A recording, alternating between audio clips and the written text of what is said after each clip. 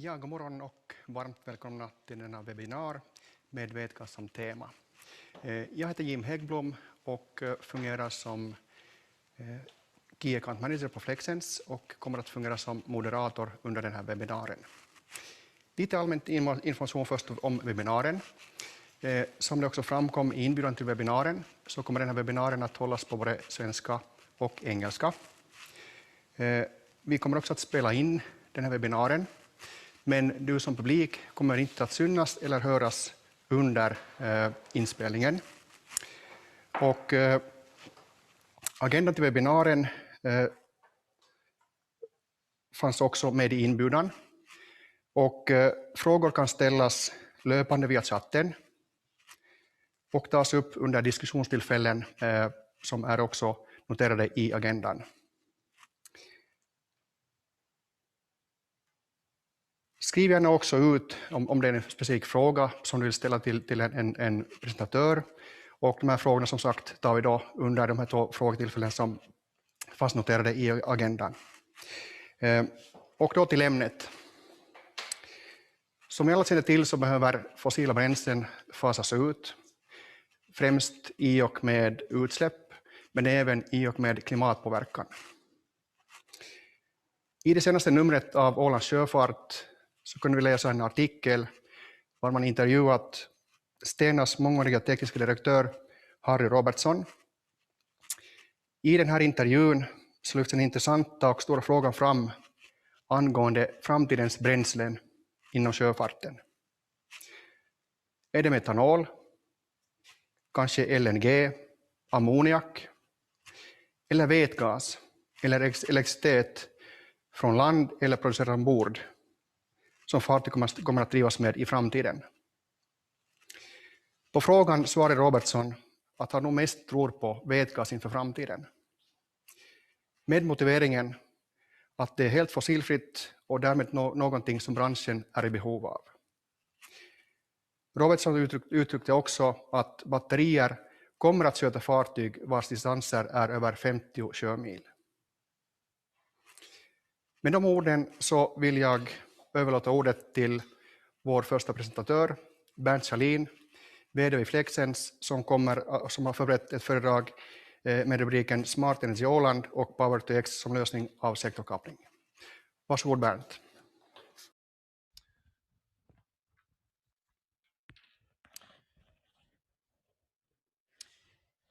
Jo, god morgon till alla.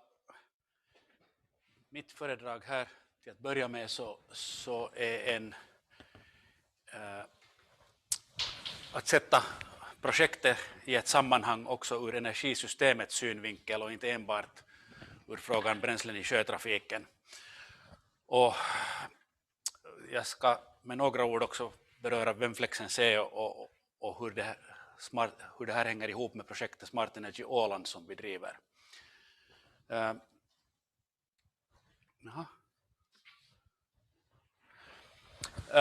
Om vi ser på energisystemet som helhet, vilket är vår agenda. Vi ska visa att ett helt samhälle kan fungera till 100% på förnybar energi. Så får vi börja med att konstatera att det är egentligen solen som står bakom det mesta. Också bioenergin är egentligen omvandlad solenergi som genom den här fotosyntesprocessen blir till någonting som man kan använda i energisystemet. Och sen har vi jordens varma inre där det pågår en kärnprocess som också producerar energi som vi kan kalla förnybar eftersom den kommer att finnas där i 5 miljarder år. Bedömningen är att den är varm längre än solen skiner. Och när man börjar titta på ett samhälle som helhet, om vi börjar från vänstra sidan på den här bilden, så är biomassan som går att utvinna ur skog eller åkermark eller andra processer väldigt begränsad resurs. Och alla de modelleringar vi har gjort på det åländska systemet visar att det kan vara högst 20% av energibehovet i samhället som kan täckas med någon form av biobränslen eller andra sätt att använda biomassa i energibruk. Men vi vet alla att solen skiner inte varje dag, det blåser inte varje dag och det betyder att det finns ett enormt behov av lagring och annan sorts flexibilitet i energisystemet som helhet. Och det intressanta vi har här som jag har ringat in med rött är ju det att i både våra värmesystem och i våra trafiksystem så finns det färdiga lagringsmöjligheter. Det finns en tank ombord på varje fartyg, det finns en tank i varje bil. Det finns tröghet i byggnaderna när de är uppvärmda som är en form av energilagring. Och en stor del av det jobb vi gör är hur vi ska utnyttja de här resurserna för att lösa lagringsbehovet i samhället. Det finns ingen silverbullet som skulle vara tillräckligt förmånlig. Batterier kostar för mycket som lagringsresurs. Och det här Power2X som begreppet heter kommer in i bilden ur energisystemets synvinkel. Det är ett sätt att kunna ha ett bra bufferlager för solen och vinden i helheten och producera de bränslen som man kan producera med el direkt ur elsystemet då när man har ett överskott på energi väldigt förmånligt. Och det kräver nya lösningar. Vi har gjort en modellering för ett framtida energibehov här på Åland. Vi har ett toppeffektbehov på elsidan på 85 megawatt säkert på kommande. I år har högsta toppen varit 66 hittills. Och man räknar med en ökande förbrukning och vi har kört modelleringen enligt en ungefär 20% ökning fram till 2030 jämfört med dagens läge. Och då behöver vi driva ungefär 70% av systemet här på vind. Och det betyder att också trafikens bränslen och produktionen av syntetiska bränslen som till exempel vätgas med el blir en väldigt väsentlig del av energisystemet. Vi gör det här inom ramen för något vi kallar Smart Energy Åland-projektet. Och i den här demonstrationen så håller vi på att visa upp alla de teknologier som behövs för att kunna driva ett framtida samhälle 100% på förnybart. Och det betyder också att de här vätgaslösningarna därför är extremt intressanta ur en sån här samhällsnivå energisystem tankegång här. Men vi jobbar med mycket annat inom Smart Energy Åland också. Vi har för tillfället 16 olika projekt som går vidare där vi både har en del på produktionssidan men också ett stort antal andra grejer som har med energimarknaden att göra. Vi ska inte gå in på dem mera i detalj här idag, men för att sätta det här vätgasfärgprojektet som vi har startat upp i ett större sammanhang är det bra att förstå bakgrunden.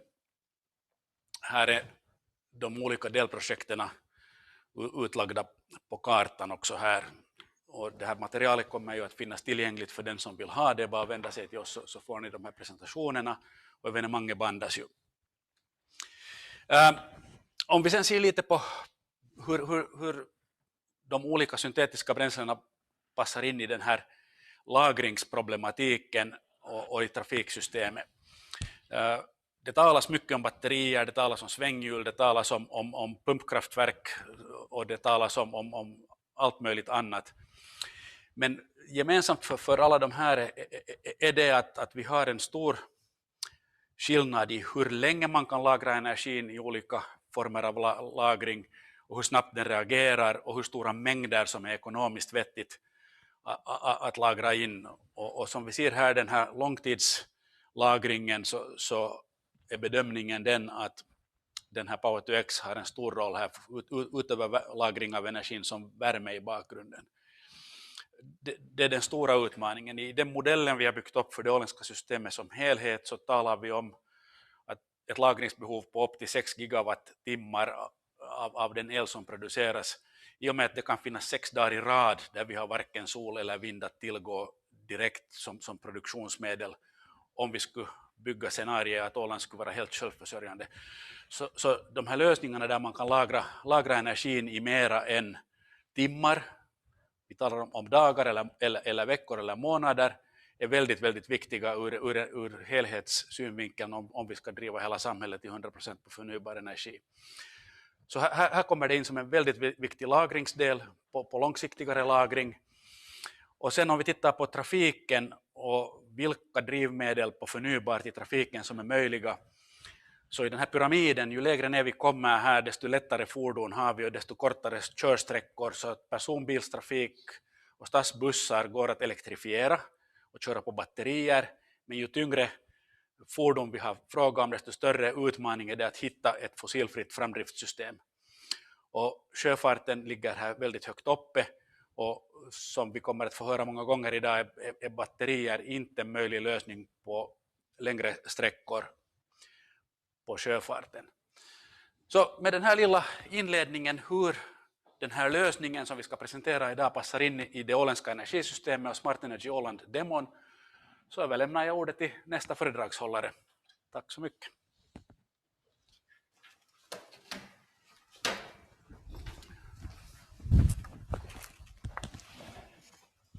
Ja, tack Berndt. Vi får vidare till nästa föredragshållare, och det är Aleksi Haverinen som fungerar som projektchef på Flexens. Och Aleksi har förberett en presentation med rubriken Power2AX som ett demonstrationsprojekt inom vätgaslösningar.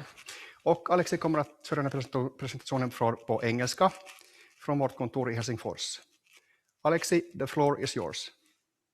So very good morning to everyone. My name is Aleksi Haverinen, and I work as a project manager for both Flexens and in the Power2AX project, which is our forerunner demonstration of hydrogen technologies in Åland. It is very nice to talk and to be able to present you some important figures about this very important issue of renewable fuels and stopping the climate change. So here are our presentation, my presentation contents today. So we will start with looking into hydrogen. What is it actually? Why we are doing hydrogen projects and how we produce hydrogen. Then next we will go further to Power2AX project itself. I will tell you about some details of the project and how we will go forward, hopefully, with the project. And then finally, I will try to describe to you some kind of future perspective that Flexens is seeing for hydrogen and Power2X processes that could be applied in Åland in the future. I will have a lot of details on my slides.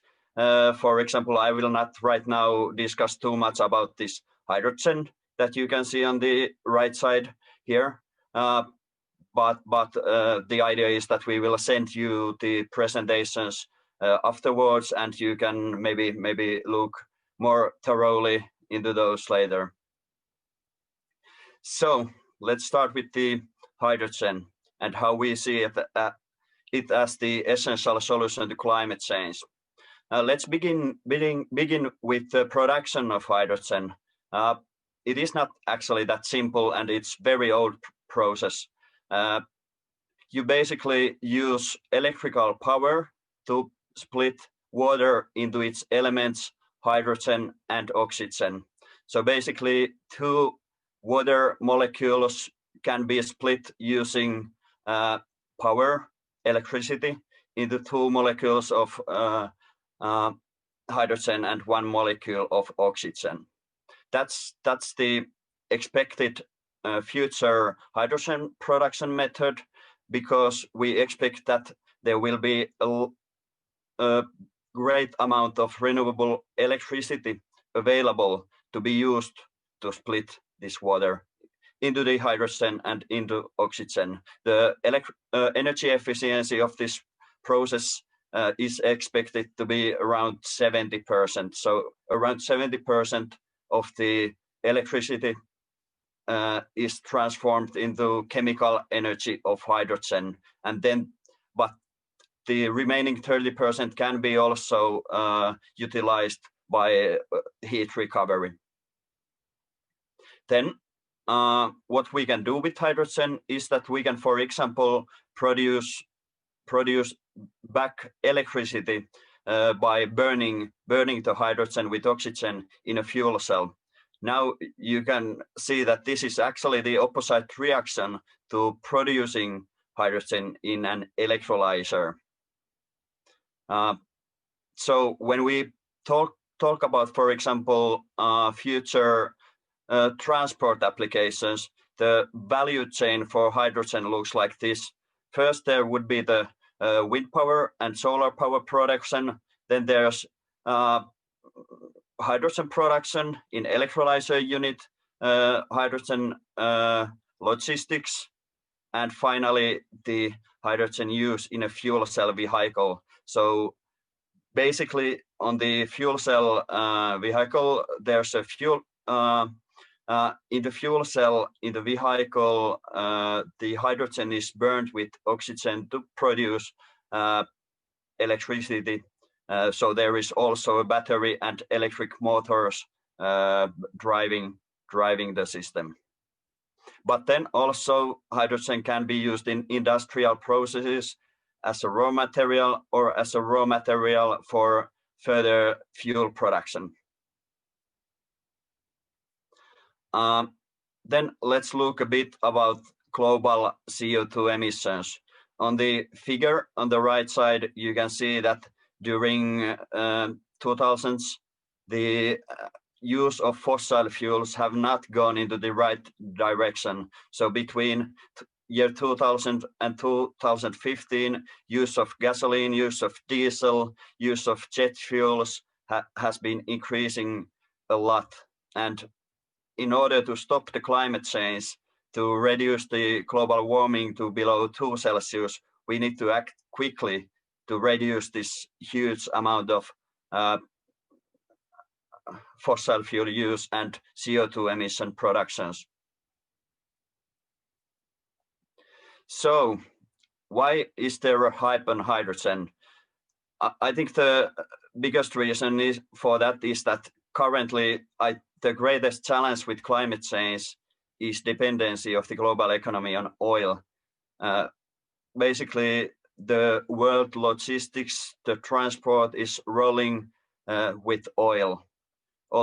We are flying, people are moving to other countries with trains, with cars, with planes using oil, and same happens to the goods that we buy and all the raw materials. So basically today, cheap oil enables the efficient economy globally, and we need to do something about this. Then the second reason is that we see that we can bring these new technologies in large scale into reality. During last 15 years, European countries have shown leadership, and they have enabled basically these cost developments in wind power, solar power, and batteries, so that today these clean energy technologies are competitive with fossil energy sources globally. And during 2020, it became quite clear that hydrogen is expected to become the next big clean technology. As in Europe, the forerunners have announced investment plans worth 40 billion euros by 2030 for hydrogen technologies. As a result, it is expected that the production cost of hydrogen will drop by 60%, and of course, other technology costs will be lowering as well. So, of course, there are some other alternatives, for example, biofuels, but their availability is unfortunately quite low today. And when we talk about for example, marine traffic, there's a huge demand for fuel, and it is expected that the availability of biofuel will not meet the demand. So basically, hydrogen production could be scalable to large scale, and it is also today very EU-favored opportunity to be the future clean, affordable fuel. And also it can be used as a raw material, as I described. So European Union is basically today saying that hydrogen is a key enabler to achieve the objectives of the European Green Deal and Europe's clean energy transition. Hydrogen has several energy and non-energy uses, from storing renewable energy to fueling heavy transport and as energy and feedstock in energy-intensive industry, such as in steel or chemical sectors. So there's huge demand for hydrogen in replacing fossil fuels. Then let's look a bit into what has happened with hydrogen in practice during last years. This is a figure from Netherlands from 2016. They started piloting first fuel cell buses using hydrogen fleet of 10 buses already in 2016. Then in 2018, a hydrogen train entered traffic in Germany. Toyota has been for a while developing fuel cell passenger cars. This is already second generation of the fuel cell Toyota Mirai, which is now in production. And actually Toyota also this autumn released news that they are looking for partners to bring these Toyota Mirais to Finland. And basically they will need someone to develop the hydrogen refueling system in Finland. And Flexens is going through discussions with Toyota on this. But let's go further. So then about the investment plans. In June 2020, German government announced that they will invest 6 billion euros in implementing the national hydrogen strategy in German. Then European Commission unveiled its hydrogen strategy in 2020. Then, of course, Flexens. We came up with the press release about the Power2AX project, which we have been advancing with quite intensity in 2020. In last November, a partnership for Danish shipping company announced the plan to develop a huge hydrogen ferry for more than 1,000 people to operate between Oslo and Copenhagen. Oh, sorry. And then also there have been several news about starting projects on offshore green hydrogen production, mostly about connecting offshore wind parks with electrolyzers to produce hydrogen in offshore locations. So a lot is happening in the world right now for hydrogen. But yeah, let's then narrow our scope and look into the project that we have here in Åland. So, of course, it is a part of our Smart Energy Åland project, as Berndt earlier described. In this Smart Energy Åland project, our goal is to demonstrate renewable energy system in society scale, to demonstrate new technologies, and of course, the archipelago ferry traffic is one of our priority sectors because of the high greenhouse gas emissions.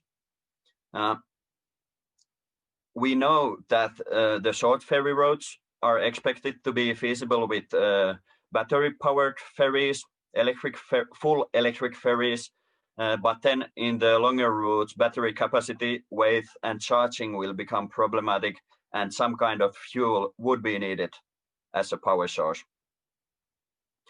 At the same time, we of course know that the wind power production conditions in Åland are very good due to good wind conditions, and this means that there's possibility to produce hydrogen cost efficiently in electrolyzers in the Power2X route.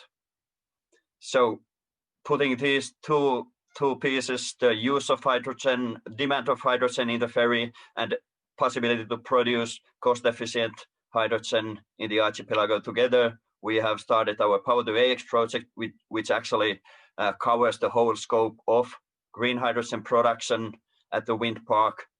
We don't know the locations yet at all, but that's our goal, that we like to integrate the hydrogen production directly with the wind park in the future. Then there's the logistics from the hydrogen production unit to the ferries, and then of course the ferry itself. So we are looking into how much does a fuel cell ferry cost, which is designed to operate in the Åland archipelago. As you can see here in the figure, we had 2 project packages in the project, one for the fuel cell ferry and one for the hydrogen production and logistics. And based on these project packages, we did a feasibility study during 2020 for Power2AX project. For project package 1, we did a ferry comparison study in which we assessed the costs and operations for fuel cell ferry in comparison to hybrid diesel battery ferry, and also in comparison to full diesel ferry. MS Viggen, which is probably very familiar to most of you, was used as a reference ferry. And then we looked into operation on 2 routes of the operating these different ferry alternatives on these 2 routes on Hummelvik, Tursholm and Ova-Uusnes. Here also I want to highlight that we have not decided anything that which one would be the most suitable route. Of course, I forgot to mention earlier, but we have done this in cooperation with the traffic department in the Landskapsregeringen. So we are working together with the government in the project. And also one thing to highlight is that from the feasibility study stage, so from the first cost and operational assessments, also health, safety and environmental risk analysis has been essential part of our investigations. This study was done in cooperation with the engineering office Deltamarin. Actually, Mia Elk from Deltamarin will be giving a presentation to you soon of the future fuel alternatives, and we have been very happy with the cooperation. Then for project package 2, so for hydrogen production and logistics, we did also a similar study. The goal was here also, of course, to have the first cost estimate for hydrogen production in Åland conditions and operation, and to know the operational principles for hydrogen production and logistics. For the study, of course, hydrogen production volume was matched with assessed ferry consumption. And as a detail, I wanted to mention that we have now planned to deliver the hydrogen to the ferry as compressed to 40-feet containers. But this is also something that can be changed later because we are on very early stage in our project, and we want to do this project development in a proper manner so that we won't be jumping over any steps. For example, we have to be very careful with the safety. We are cooperating with the safety authorities to ensure that it will be as safe ferry and as safe hydrogen production as currently with diesel ferries. And this second study was delivered to us by engineering office Elomatic, and from Elomatic, Pasi Leimu will be also today giving you a presentation. Then about the background actually for this Power2AX project. As many of you probably know, the researches in energy started already years ago. In 2015 around, in the Finnish national research programs, they started looking into the possibility to hydrogen production and use in Åland, which is of course also the background for Smart Energy Åland project overall and background for Flexens. There's the several year research programs as a heritage to us. Then Flexens was founded in the end of 2018, and in the summer 2019, we started assessments of hydrogen as a fuel for ferries. I actually joined the company in December 2019 and took over the project in the springtime. And then in the May 2020, we were able to launch the feasibility study with the government. And this was finished in November. One essential goal for feasibility study was that we were planning to submit an application to EU Innovation Fund. And we succeeded in that, so we got enough results from the feasibility study to be able to submit the application to EU Innovation Fund support in October. Then now basically we are mostly waiting. Of course, there are many things, many discussions to go through, but the next milestone will be the decision from the EU Innovation Fund, which is expected in the end of March 2021. And then if we look into the expected future steps, future project development, we hope that next design phase, which can be called front-end engineering and design or basic engineering phase, could be done in 2021 and 2022. This is the best case scenario that we see. And then the earliest date that we see for possible investment decision for both hydrogen production and for the ferry procurement would be in the end of 2022. So this is the earliest expected date for investment decision. Here also, I want to once more highlight that we want to do the design phase properly, and that's why it is expected to take several years. It's new technology. There are several unexpected possibilities for unexpected events in the project development and difficulties compared to maybe more commercial technologies.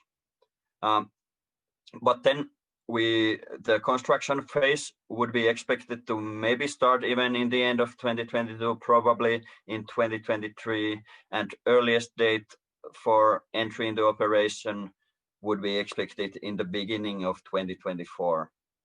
So Flexens sees that the first fuel cell ferry could be sailing in Åland archipelago in the beginning of 2024. Then I want to still highlight some further topics, some characteristics that we see for the project overall. It's new technology. It's fossil fuels today are cheap. That's quite clear. I hope to everyone. People are just too good in taking oil from underground. So, but still, that's not the reason why we should be using oil as much as we can. So, what technology costs for Power2AX project are higher compared to current fossil fuel technologies. But also, as I tried to describe about the EU support, there are high subsidies available, high support available for the hydrogen projects. And because of the EU support, we expect that the hydrogen technology costs will lower significantly by 2030. And it is expected that after 2030, the hydrogen technologies will be cost competitive to existing fossil fuels. But then, of course, the other question is that can we wait till 2030 and continue using oil? Of course, the goal for all our assessment studies and design projects is to have the proper cost estimate for the ferry, for hydrogen production, for investment and both operational costs. We have now the first estimates, but we need to define these more accurately. And yes, so similar cost decrease to wind and solar power can be expected for hydrogen technology, because now we are planning mass production, and there are expected to be further technical development. Then another characteristics for the project is that the hydrogen production would be local. It would be produced in Åland instead of bringing fossil fuels to the islands. And this is, of course, expected to increase employment when someone needs to operate the hydrogen production unit. Then also, it is clear that the hydrogen production using wind power supports also wind power projects. Basically, the idea is that it would be more reasonable to use the electricity from wind power plants to produce hydrogen than to supply the wind power to grid. And third point, probably not the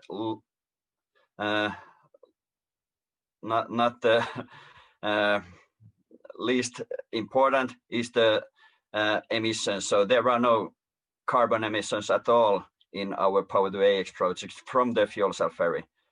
So we have calculated that if, as a result of Power2AX project, the fuel cell ferry would operate in the archipelago instead of diesel ferry, nearly 3,000 tons of CO2 emissions would be reduced annually. And then fourth point again is that safety will be the first priority along the project development, hopefully during the construction, or let's say, of course, so hopefully there will be the construction and operation phase also upcoming for our project, but in every stage safety will be the first priority in the project.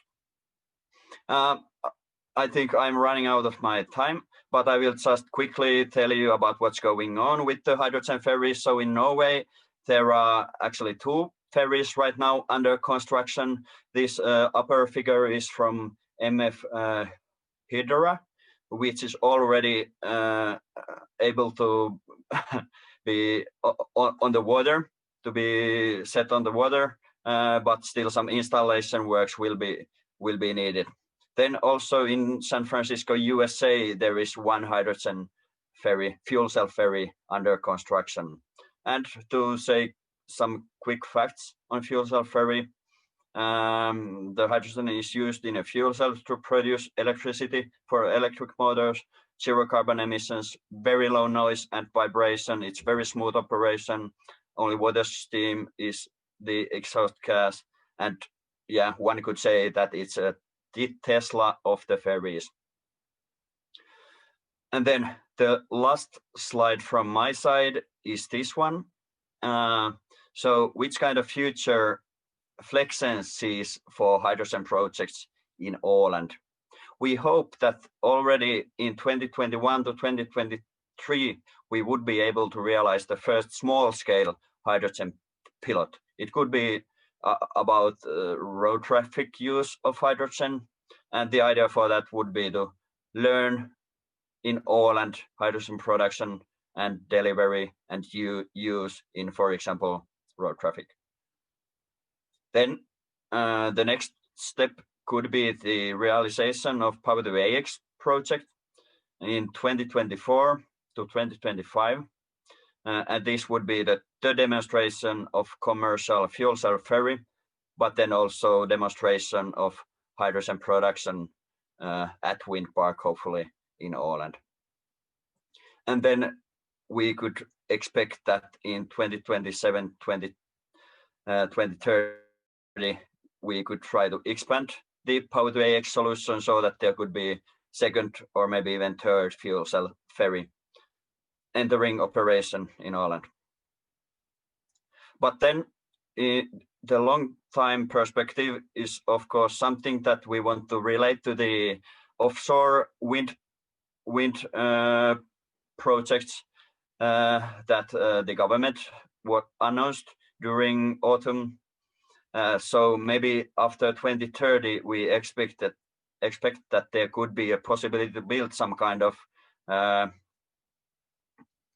offshore hydrogen production unit also in Åland, which could be connected with these huge offshore wind parks to produce huge volumes of hydrogen or maybe further Power2X fuels such as ammonia for deep sea vessels, for example.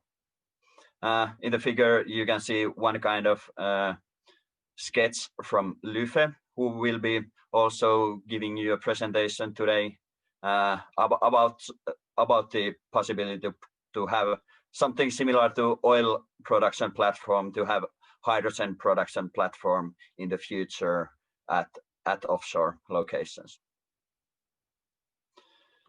So thank you. That was my presentation. We will deliver these by email after the webinar, and of course you all are welcome to contact me and ask any questions that you have on hydrogen and on Flexens hydrogen developments as well. So thank you. Tack Aleksi. Vi går vidare till nästa presentation och då har vi på tur Mia Älg som fungerar som som jobbar med forskning, utveckling och konsultationstjänster vid Deltamarin. Till er som jobbar inom sjöfarten är jag ganska säker på att Deltamarin är bekant sedan tidigare. Men det finns säkert lyssnare som också kanske inte känner till Deltamarin. Så därför tänkte jag bara kort berätta att Deltamarin är ett företag som tillhandahåller tjänster för fartygsdesign, offshore-teknik och konstruktion för marina och offshore-industrier världen över.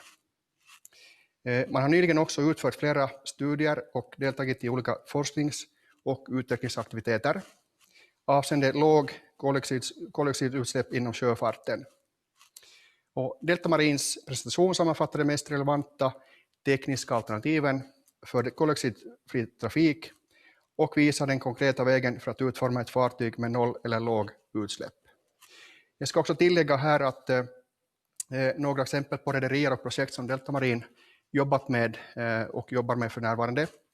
Som exempel kan vi nämna Viking Lines nybygge Viking Glory som för övrigt ska sjösättas nästa vecka och beräknas att levereras under slutet av det här året. Man jobbar också med Tallinks nybygge MyStar som beräknas att levereras i början av 2022. Man har också jobbat med Kvarken Link som också mer känt som Vasa Line och deras nybygge Aurora Botnia som beräknas att levereras nu i maj faktiskt i år. Och också kan vi nämna att Deltamarin också jobbar med Finnlines och deras 2 fartyg som ska levereras under 2023 och kommer att segla på rutten Nordendal, Långnäs och Kapellskär. Med de orden så lämnar jag över ordet till Mia Älg. Varsågod. Tack så mycket. Och hej, god morgon alla. Som sagt, jag heter Mia Älg och tack för presentationen. Så jag kunde skippa några liksom den här början på min presentation. Så som sagt så jag jobbar på Deltamarin som utvecklingschef och faktiskt vi jobbar med väldigt olika projekt. Nyligen har vi nu haft mycket passagerarfartyg men att faktiskt Deltamarin också det tänkte visa nu det här bara för att också lite berätta hur vi tänker och varifrån kommer sen den här kunskapen som jag tänkte också här berätta om. Så vi jobbar inte endast liksom på till exempel konceptdesign utan vi faktiskt är med på hela fartygsprojektet från början till slut och sen även för fartyg som opererar. Så sen har vi en massa konversionsarbete och sen också ger kurser och hjälper dem att bli bättre. Så vi faktiskt är med från början till slut. Men sedan eftersom vi inte har så mycket tid så tänkte jag gå till presentationen. Och jag tänkte börja med liksom när vi snackar om så här framtidens fartyg. Så man måste alltid börja. Jag tänkte här berätta så här. Det skulle förstås finnas mycket tekniska detaljer man kunde prata om. Men var det så här praktisk synpunkt att hur skulle man liksom börja så här projekt. Så måste börja med att faktiskt kolla att vad är liksom faktiskt var ligger ambitionsnivån för projektet att oftast när man kan säga nu för tiden att alla är intresserade av att skapa någonting väldigt miljövänligt men att man måste först göra det klart att vad är faktiskt det här syftet, att räcker det till exempel att vi följer alltid regler och det där, eller är det kanske tanken att man ska kunna till exempel vara zero emission när det gäller när det finns sådana regler, och man ska ta i beaktande nu i designen, men att man inte kanske ännu går för vätgas. Så det är också möjligt nu för tiden. Eller är det faktiskt meningen att man ska från början då vara väldigt miljövänlig, och kanske man kan prata om sådär vara kolneutral, att kanske, vilket kan sen innebära att man har till exempel någon biobränsle som då producerar koldioxid, men förstås liksom man tänker på helheten så är man kolneutral. Eller är det frågan om faktiskt från början helt noll utsläpp fartyg gällande till exempel koldioxid.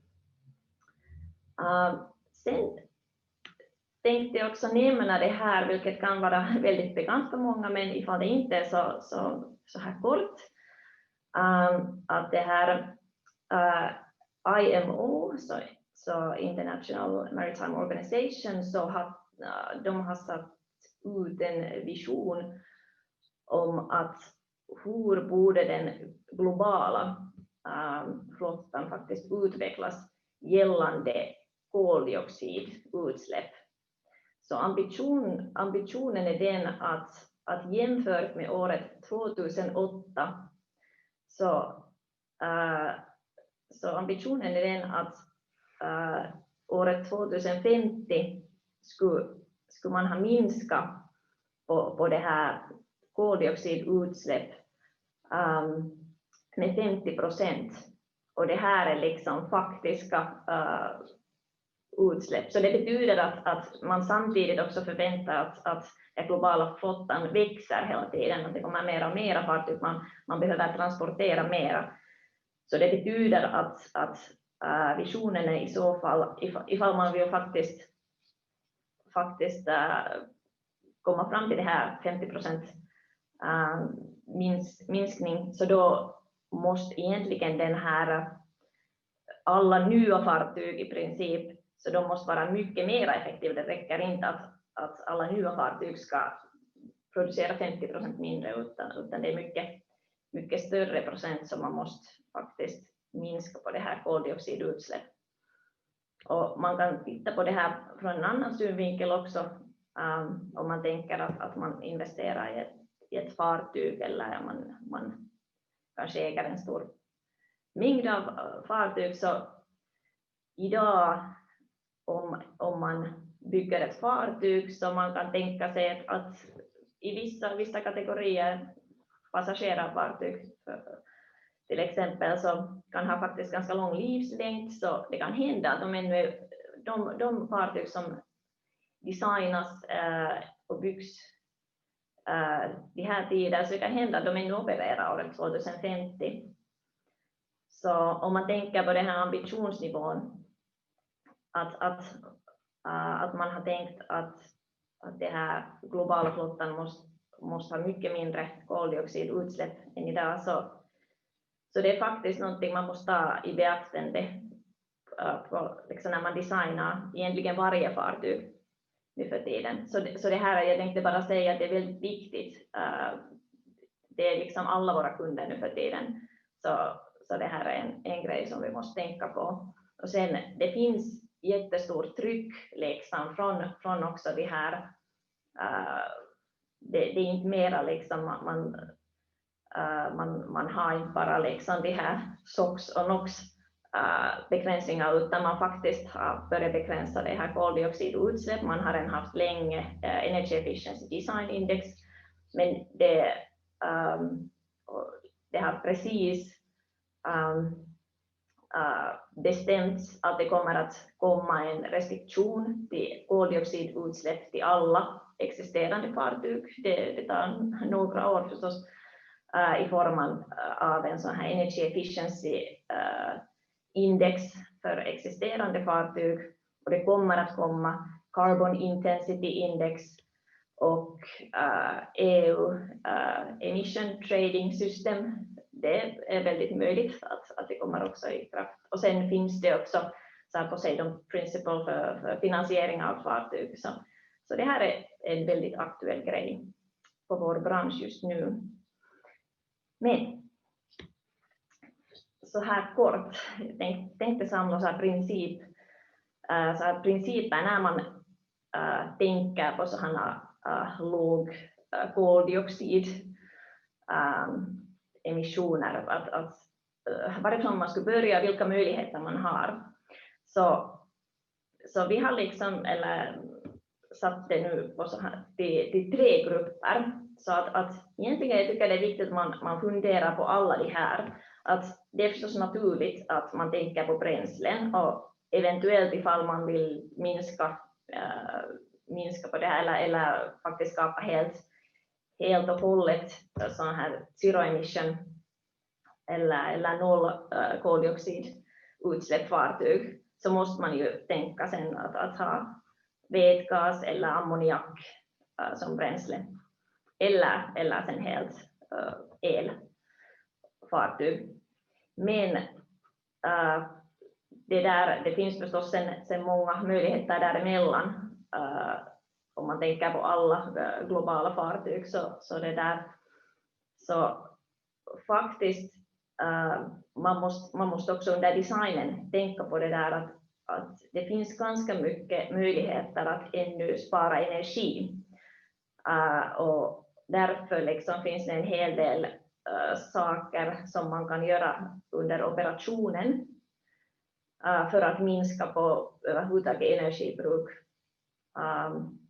Och sedan förstås kommer den delen som vi förstås som designer vet bäst och fokuserar på det här optimering på fartyget för det där oberoende de här nya bränslen som då liksom kommer med i bilden, så de priset kommer ändå att vara mycket högre eller jämfört med diesel till exempel. Så det är väldigt viktigt att man faktiskt har skurit allt möjligt bort, all onödig energiförbrukning bort. Så därför finns det mycket som man fortfarande kan göra för att göra de här fartygen bättre. Så därför tycker jag det är viktigt att man tänker på alla de här samtidigt när man designar sådana nya fartyg. Men att som sagt dagens program var om de här liksom zero carbon fartyg, så då har vi inte så många bränslealternativ där. Så sen har jag här liksom en sån här bild som egentligen om vi, så där det, som sagt det finns mycket sådana detaljer man kunde prata om. Personligen har jag jobbat med sådana fartyg med vätgas som bränsle sedan 2016 tror jag. Så jag har varit med på flera olika sådana konceptprojekt. Så klart den största utmaningen ligger här att det här liksom volymen på det här liksom bränslen, om man tänker på vätgas. Här har vi liksom jämfört att helt ren volym på bränsle, jag har inte tänkt på den där tanken, för det är också förstås hur den form man har på den där bränsletanken, så det liksom påverkar ännu här på. Men att man jämför, man har den här referenspunkten är liksom diesel, så redan som man vet, så redan LNG, så den liksom fördubblar det här behovet av volym för det där, så man måste bara ha där på fartyget. Men sen när vi tänker på vätgas eller ammoniak, som man ser att det där behovet av att liksom helt enkelt det här volymen på bränslen för samma energibehovet, så det är liksom klart större.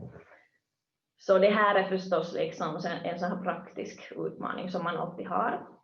Och förstås desto mera energi och desto mera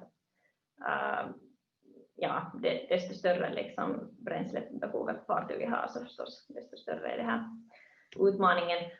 Men att sen samtidigt, det som jag kan säga att det är den här infrastrukturen såklart, när vi tänker på sådana vätgasprojekt, eftersom det inte ännu är ett bränsle som skulle vara i stor bruk, så förstås det här är också liksom väldigt viktig utgångspunkt.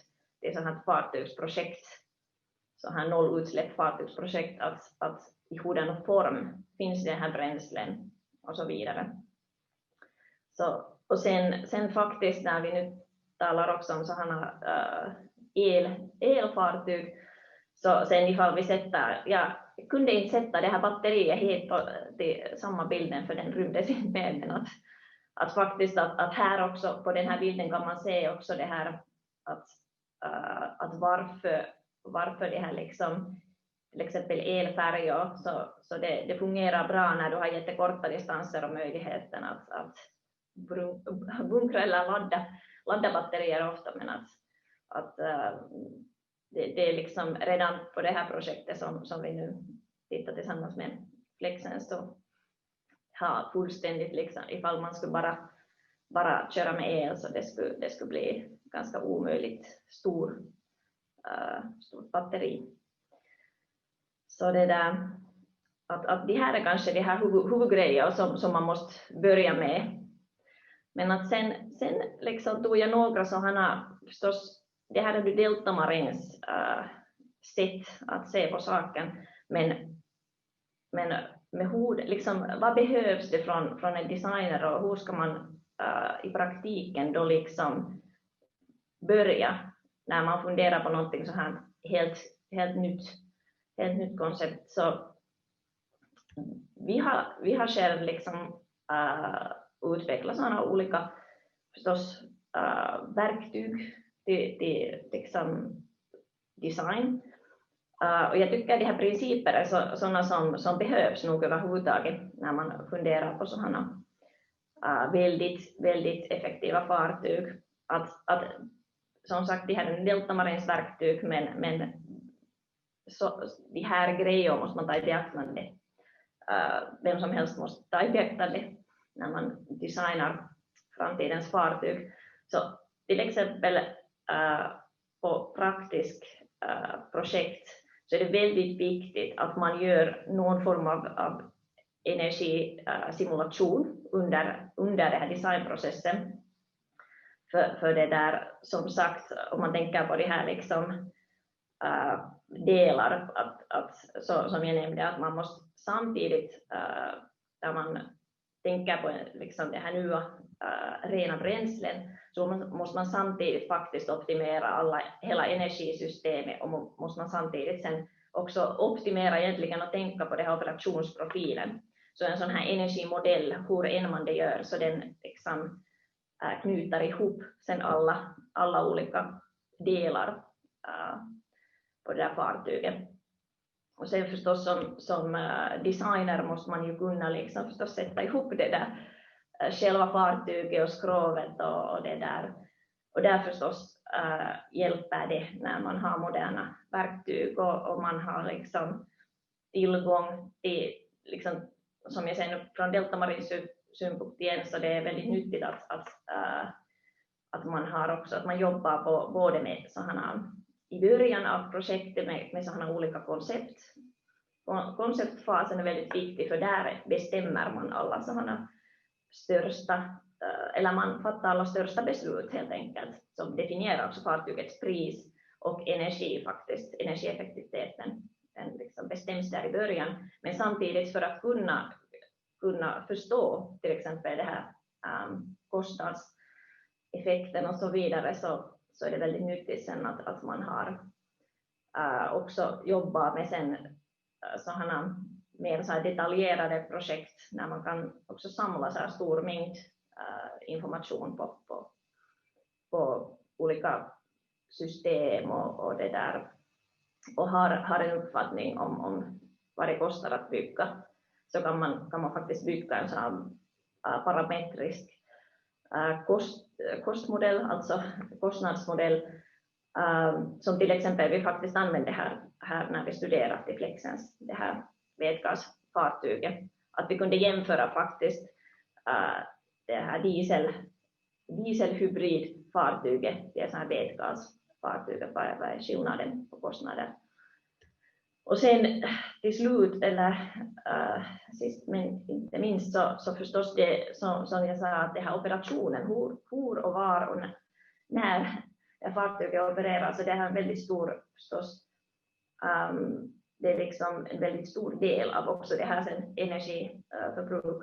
Så ifall man kan redan i början av projektet kombinera det här fartyget, de här tekniska egenskaper och sen också den där omgivningen där det här fartyget opererar. Så det här är liksom det här sättet man faktiskt kan skapa den här holistisk optimeringen. Så här ännu liksom så här sammanfattning på det här. Så som jag ser på det så man har så här tre steg här på den här processen, hur man designar framtidens fartyg. Att man först måste som sagt tänka på den operationen, och sedan när man designar fartyg så måste man ta i beaktande både det här liksom så kallat liksom past, så att man tänker på den här operationen, och sen man tänker också den här framtiden och simulera alla de här framtidens bränslen där. Så här tog jag sen en sån här teknisk exempel. Endast det här ena, jag lovar.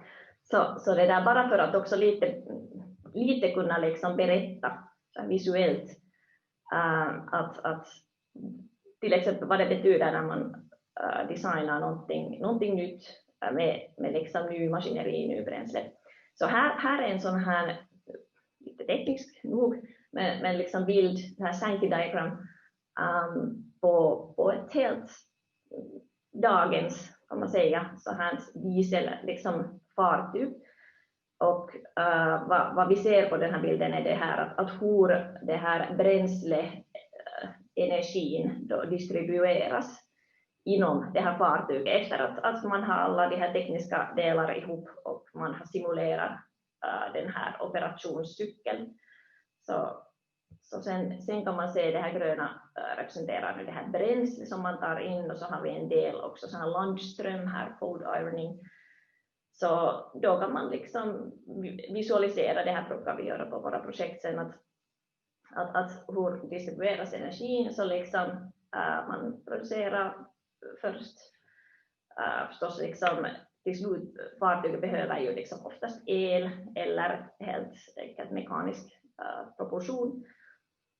Och sen på dieselmotorer oftast det här spillvärme, vilket är det här blå, liksom ljusblå delen. Så sen den distribueras till jättemånga olika nivåer på det där temperaturnivåer, och man också kastar bort den här liksom spillvärmen på olika processer och nivåer, men att samtidigt man har också värmebehov på fartygen som man utnyttjar en del. Men sen när man har liksom, här har jag faktiskt bild från vår senaste utveckling när vi har jobbat med så här faktiskt fraktfartyg som använder vätgas. Så här ser man bara liksom, jag tänkte lyfta fram bara några grejer. Så till exempel när man har så här bränsleceller, så det är lite annorlunda också det här sättet hurdant liksom spillvärme till exempel man producerar, och utan att nu gå in i detaljer, så här är det väldigt viktigt att, eller det här kanske för mig är det väldigt klart att man måste fundera på den här helheten, för till exempel det här temperaturnivån är sådan att man behöver ibland mera värme, vilket sen i det här fallet har vi löst det så att vi producerar helt att vi har en värmepump. Att det är massa sådana olika nya lösningar som man måste fundera jämfört med liksom traditionell fartygsdesign.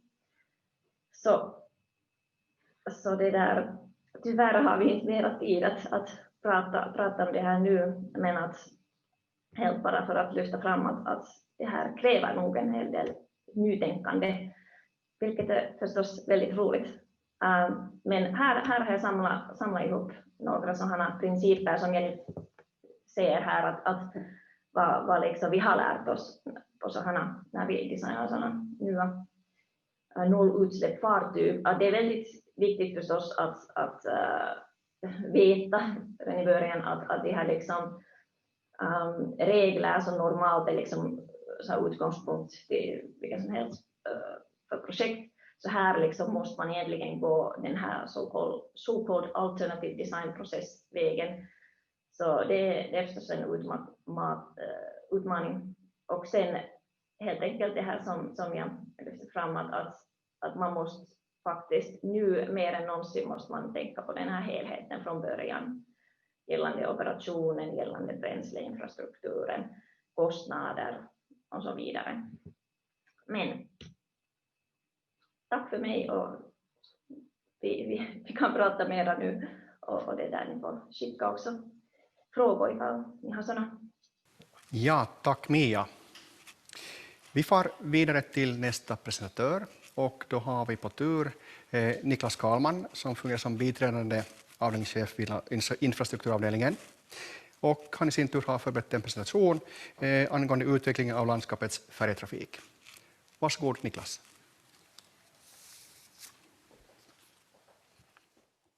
Jag jobbar på Ålands landskapsregering, infrastrukturavdelningen, där vi bland annat upprätthåller färjetrafik i den åländska skärgården. Jag ska börja med att lyfta på hatten åt Flexens som har tagit initiativ till det här webbinariet. Det har varit väldigt intressanta inlägg så långt.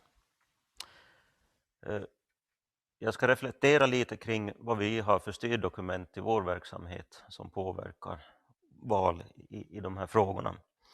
I det regeringsprogram som togs fram 2019 för 4 år framåt så nämns att man konstaterar att landskapets färjor har en hög medelålder och behöver förnyas.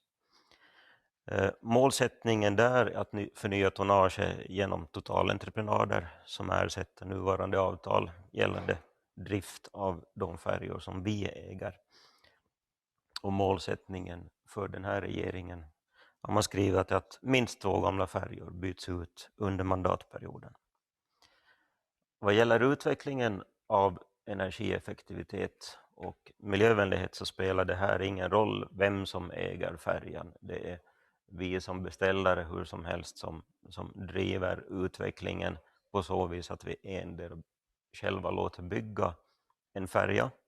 Eller så ställer vi motsvarande krav på en entreprenör som vi vill att ska ha med sig en ny färja in i ett avtal. Landskapsregeringen har även jobbat för att ta fram en utvecklings- och hållbarhetsagenda för hela Åland. Och den innehåller diverse strategiska utvecklingsmål. Och där finns en punkt som heter att markant högre andel energi från förnyelsebara källor och en ökad energieffektivitet. Det här är ju lite rundskrivet så det behöver preciseras lite. Och det arbetet pågår, men vi kan bland annat nämna att inom miljöcertifieringsarbete så finns det ett konkret uppställt mål om att år 2050 ska alla frigående färjor vara luftutsläppsfria. De här tämligen högt ställda men fortfarande fullt rimliga målen ställer krav på nytänkande. Till den delen är det väldigt glädjande att det i Finland så finns det väldigt goda exempel på föregångare inom utvecklingen av fartygsdrift. Och så hoppas jag att det kommer att vara en lång tid framöver. Olika energibärare som vi redan har fått höra om lite här idag kommer att spela en central roll i de här sammanhangen, hur landskapsregeringen agerar. Men en viktig aspekt kommer alltid att vara för oss som bor på en ö, tillgången på den valda energibäraren. Och här I det här fallet så skulle det också ur en beredskapssynpunkt vara väldigt intressant med en lokal produktion för att säkerställa driften.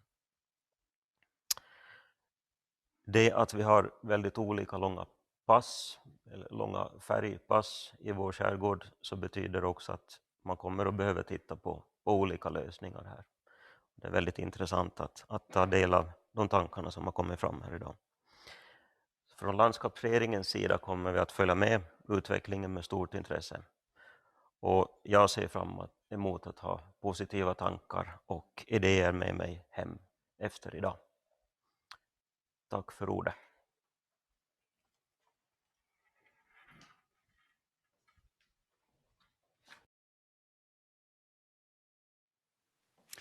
Ja, mina damer och herrar, klockan är slagen. Vi fortsätter med nästa presentation. Och då har vi i tur Pasi Leimu som fungerar som projektchef vid Elomatic. Och lite kort om Elomatic så kan jag berätta att Elomatic är ett privatägt finskt ingenjörsföretag som är grundat 1970 med över 1000 sakkunniga medarbetare med fokus på industriell teknik. Elomatic tillhandahåller tjänster för maskiner och utrustning, process, energi, läkemedels, offshore och marinindustriprojekt. Elomatic är ett internationellt erkänt för sina designmjukare lösningar, Cadmatic, som används både i marina applikationer och på land. Med de orden så vill jag överlåta ordet till Pasi Leimu och Pasi kommer att göra föredraget på engelska. Pasi, the floor is yours. Okay, thank you. I'll try to share my screen now. I think I did it. Okay, I'm going to tell you about safety aspects in using chemicals in the industry and in traffic and on board ships. As a first, a little bit similar that Aleksi told about hydrogen. A bit repeating, it is odorless, colorless gas. It's very light, 0.07 compared to air, which is 1 in this compression. Boiling point is very low. So if we would like to have it in liquid, the boiling point would be minus 253. It's flammable, and because of low boiling point, it is normally stored in high pressure in gas phase. It is used in several industrial processes for refining fossil fuels, for example, hydrogen generation, producing ammonia, producing, for example, different fats. Margarine is quite normal. And also it is used as an energy carrier. It is produced nowadays for industrial use or needs quite when we think of the climate, bad ways. On the left side on this slide, we can see that it is produced by reforming methane, which produces per each ton of hydrogen, it creates or produces 6 tons of CO2, which is not so good. We have better alternatives also. We can capture the CO2 from the conventional process, or we can produce hydrogen through methane pyrolysis. And in this concept, we are considering that the hydrogen is produced by electrolysis. When producing hydrogen by electrolysis, we are producing as a side product oxygen, which is possible to utilize. and we don't produce CO2 or other harmful gases at all. These euro marks are representing the cost of hydrogen produced with different technologies. So this conventional system is cheapest, and unfortunately this electrolysis is the most expensive way. But also this is the best for the climate. As any fuel used in wherever, there are certain risks. As whichever chemical is used in any kind of industry, there are certain risks. And if we think of conventional fuels, diesel or gasoline, they are liquid, and we have got used to fill our tanks with liquid, and we don't consider it a very dangerous procedure. But anyway, very similar pictures. This picture is from Norway, where a hydrogen refueling station exploded because of an unfortunate human error when tightening some pipe coupling. Similar pictures from gas stations, conventional gas stations, can be found thousands, even from internet. And the idea is that because this is a new technology, by continuous improving and considering the risks and working for preventing the risks, the accidents can be handled, or we can prevent those accidents from happening. Quite often people are comparing the fuels. This is a good example of an accident in a car. When gasoline leaks from a car tank, it goes under the car, and it causes, when ignited, it causes a fire, of course, and it is burning under the car. If a gas vehicle gets a leakage, the pressurized gas, of course, comes out from the tank or wherever the leak is. Hydrogen as light gas is going upwards from the leaking point, and the fire, if ignited, is above the car. If the car would operate with natural gas is heavier than air, then the gas would remain on the ground surface and burn over there. So there are risks. We have to acknowledge them, we have to understand them, and we have to work for preventing the risks to realize. This may look a bit dramatic, but when comparing to other fuels, it is not. When thinking of use of hydrogen in traffic, this is a screen capture from an online service showing the refueling stations in Europe, actually in Germany mostly. In Europe, there are 139 refueling stations in operation. In Germany, there are 90. And in Europe, there are 48 of them under construction. And when refueling road vehicles, the refueling pressure is between, or it is either 350 or 700 bars. So in Europe, it is quite common already, but in Finland, we don't have any refueling stations, in my knowledge.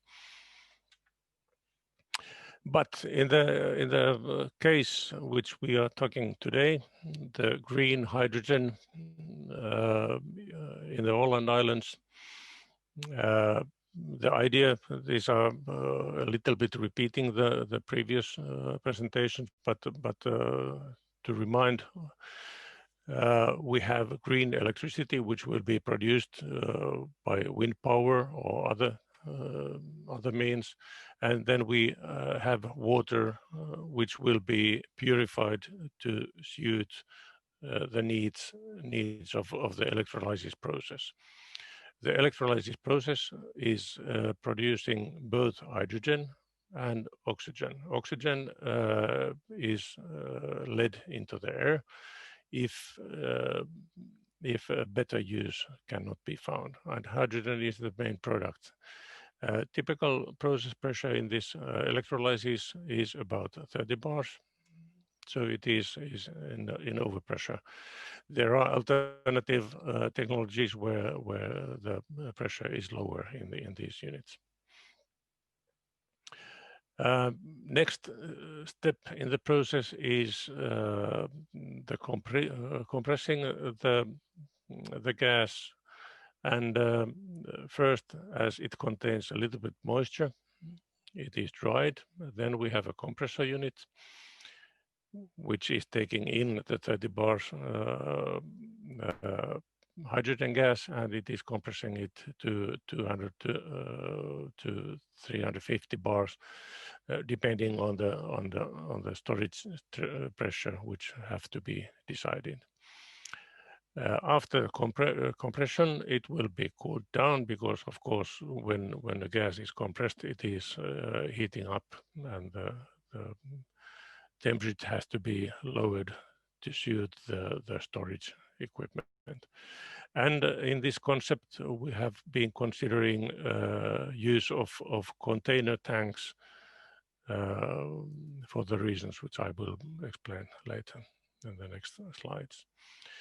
The containers which are filled in the production unit, they are stored at the production site, and they are moved to the harbor where the refueling of ferries will be made.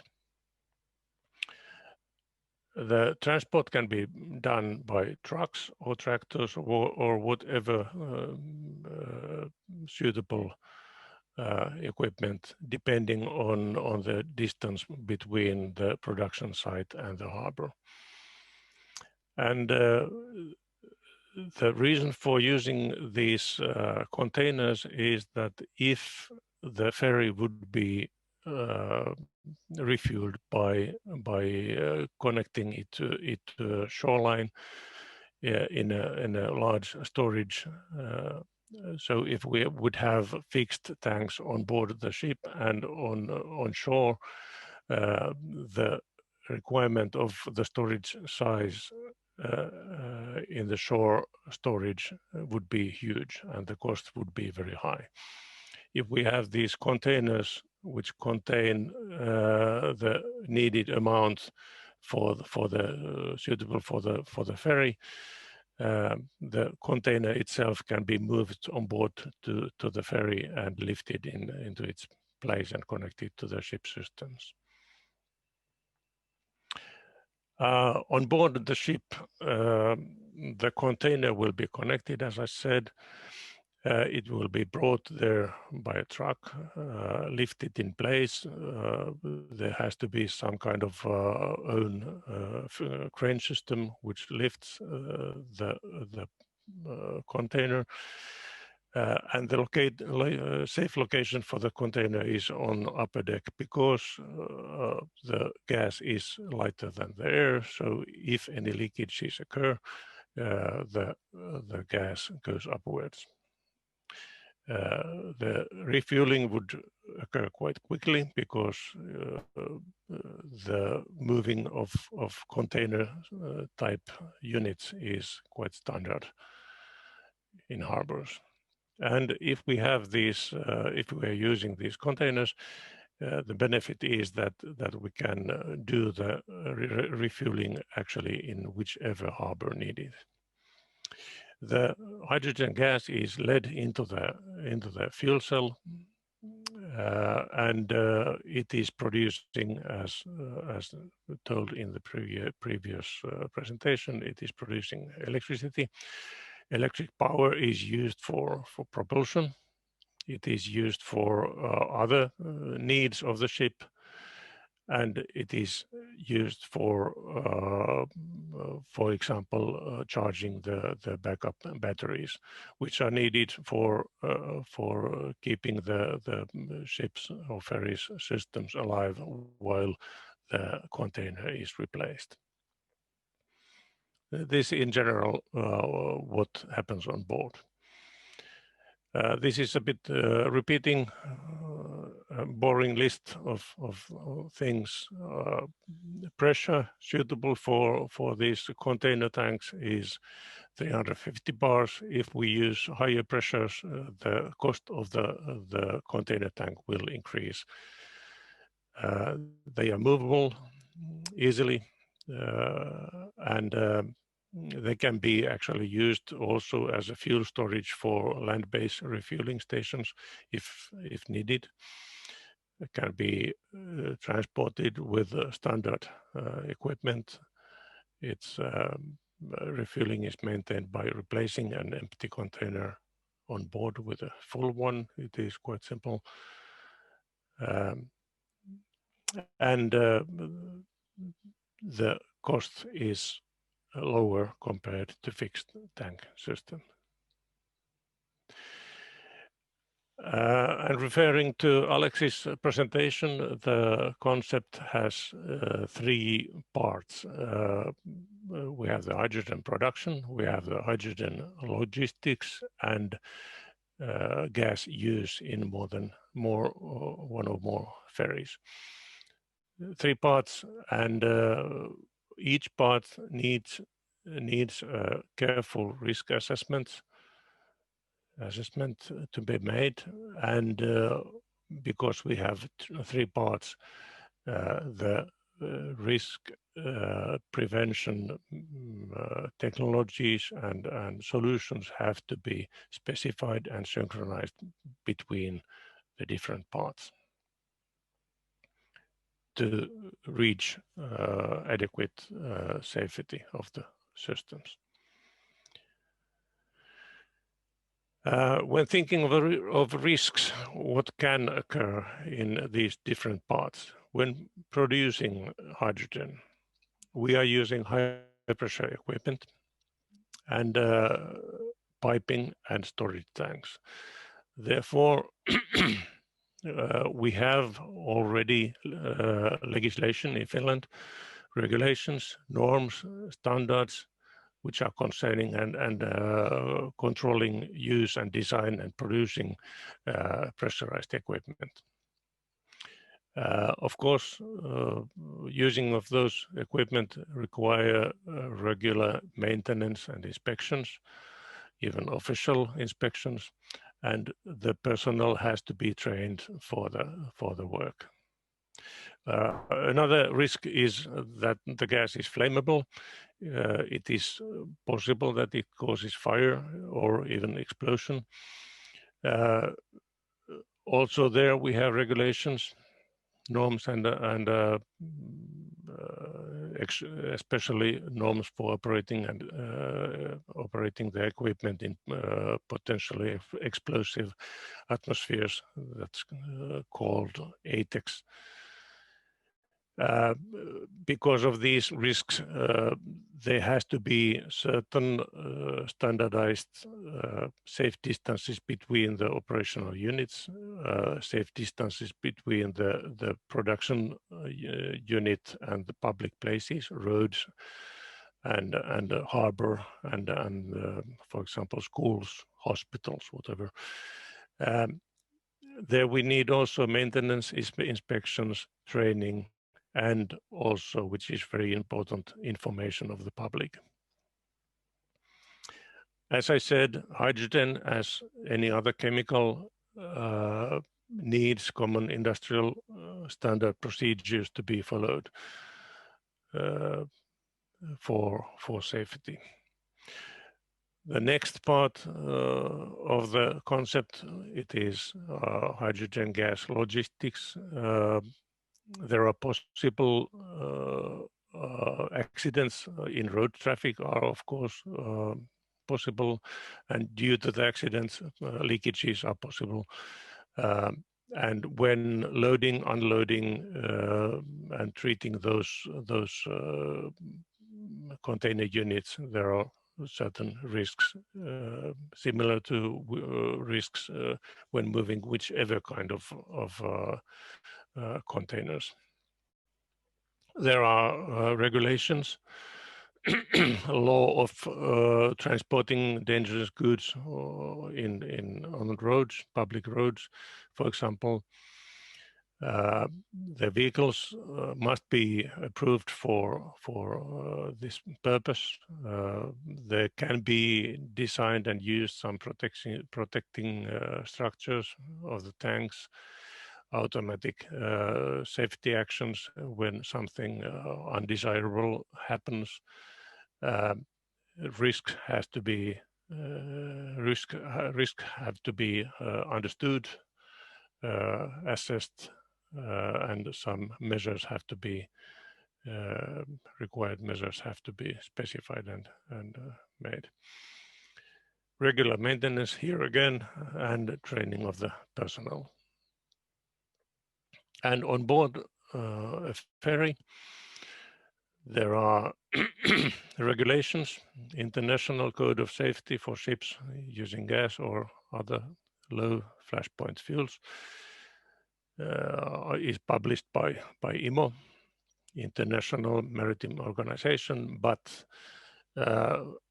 for using fuel cell applications on board a ship, there are currently no international regulations for that. And that is why technical details need some negotiations by owners, designers, and classification societies. But here again, regular maintenance, inspections, and training the skilled personnel is usually the key factor in these kind of things. And now some legislation. The order is because Finland is part of European Union. European Union is producing laws, decrees, and directives, and the member countries are harmonizing their legislation, national laws, national decrees, according to this European Union system and definitions. And in addition to laws and decrees, when dealing with dangerous goods, dangerous processes and equipment, there are standards. There are European standards, harmonized European standards, and also national standards. And they are harmonized with the European Union directives. And also we have authorities both on Åland Islands and in Finland, which are making guidelines and rules, and they are permitting the use of these chemicals and running these processes. All these are affecting in production, storing, transporting, and using of hydrogen in this case. And as well, owners, designers, equipment suppliers, builders, operators, maintainers are following these rules. That is the large picture of this legislation, standards and ruling. Some important directives And important and interesting, there is machine directive which is specifying the machine safety requirements. There is pressure equipment directive, PED, which is quite important when treating or dealing with high pressure gases. Then there are two ATEX directives. One is specifying requirements for equipment used in potentially explosive atmospheres, and ATEX workplace directive is specifying requirements for the work safety and ways to work in workplaces where explosive atmospheres may occur. And on electrical side, there is low voltage directive for electrical equipment, and EMC directive, which is made for preventing any disturbances into the distribution network.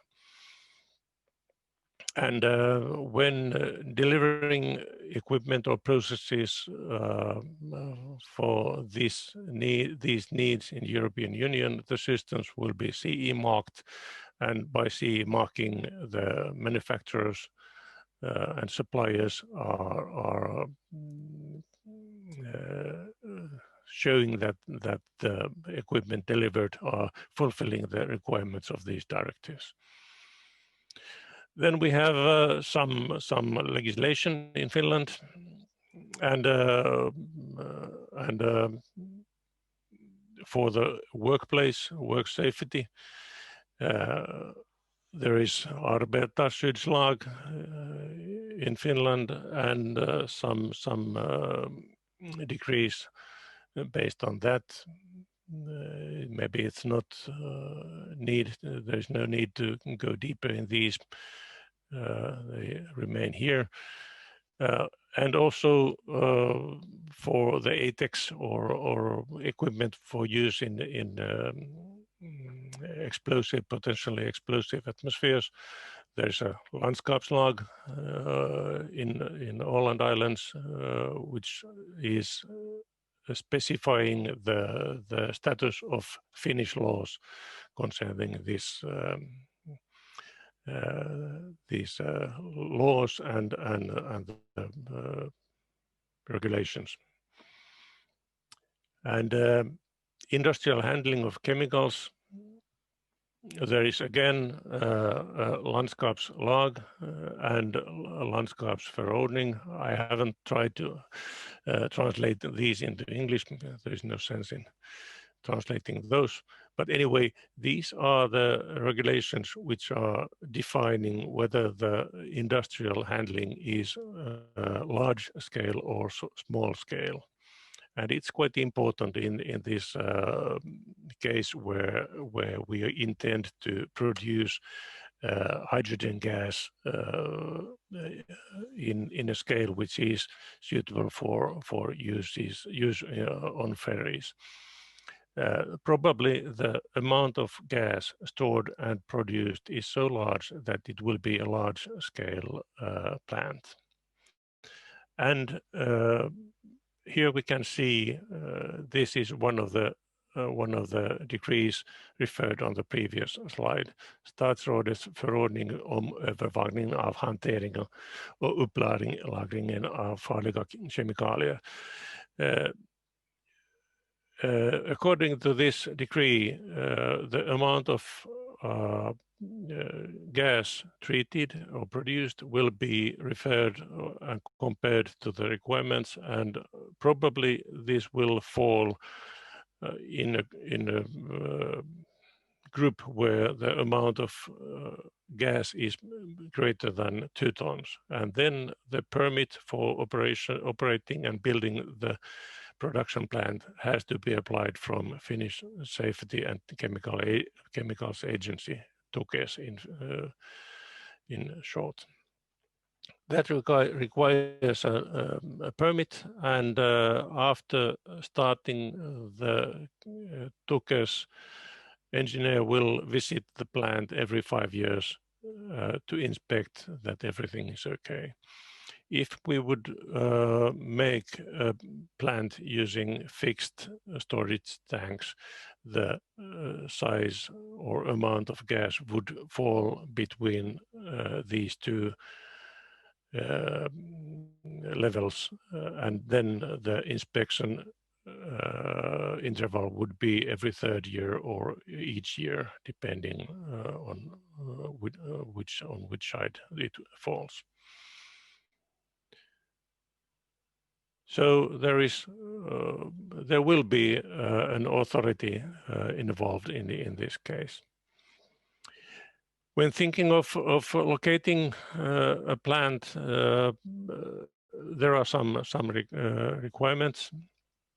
This is an aerial view of Hummelvik Harbour, just as an example. Preliminary, the site diameter would be roughly 200 meters because of the required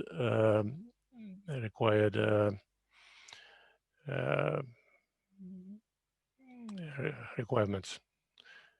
And one requirement is that on the site border, which is now here, for example, if there is a fire, the heat radiation must not exceed 8 kilowatts per square meter. And if there will occur an explosion, the explosion pressure wave must not exceed 10 kilopascals on the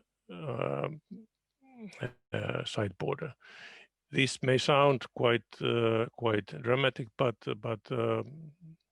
actually it is not. It is same regulations are for whichever flammable chemical used industrially wherever in Finland.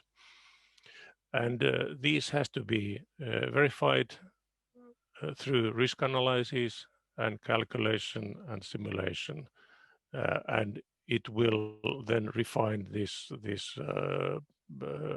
estimated site diameter. And of course, it is not needed to be round. It may be whichever form. This is the pier of Hummelvik Harbour, if most of you may know. There is the closest wind power plant. Another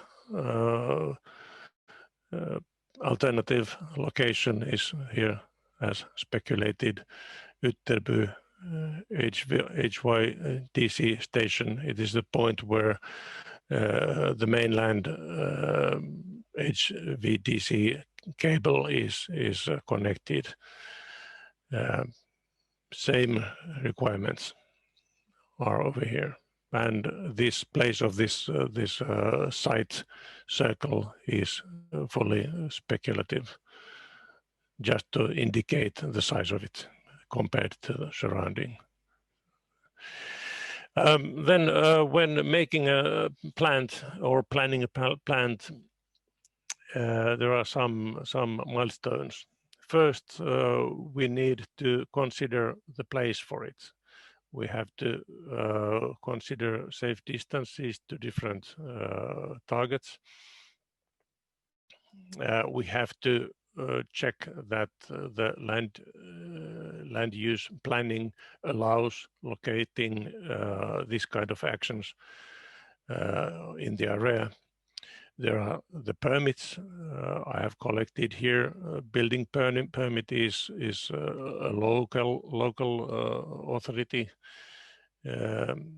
which is allowing the building. Environmental permit is something which has to be applied, and granting the permit takes normally more than 6 months. And I'm sorry, Pasi. Yeah. I'm sorry, but we need to hurry up because of the schedule. Yep. If I go through this, and then it's actually this contains the most important things. Yeah, chemical permit. And during the plant life cycle, there is commissioning normal operation and maintenance, and closing down, dismantling if the operation shall be stopped. And the operation has to be managed in a proper way by a personnel which is trained, and the operation has to be monitored, and the public has to be informed. And as a final point, TUKES will be involved probably every 5 years, inspecting the plant and the operations to check that everything is okay. Everything has to be documented in a proper way so that the TUKES inspector can see what has been done during the previous interval or time section.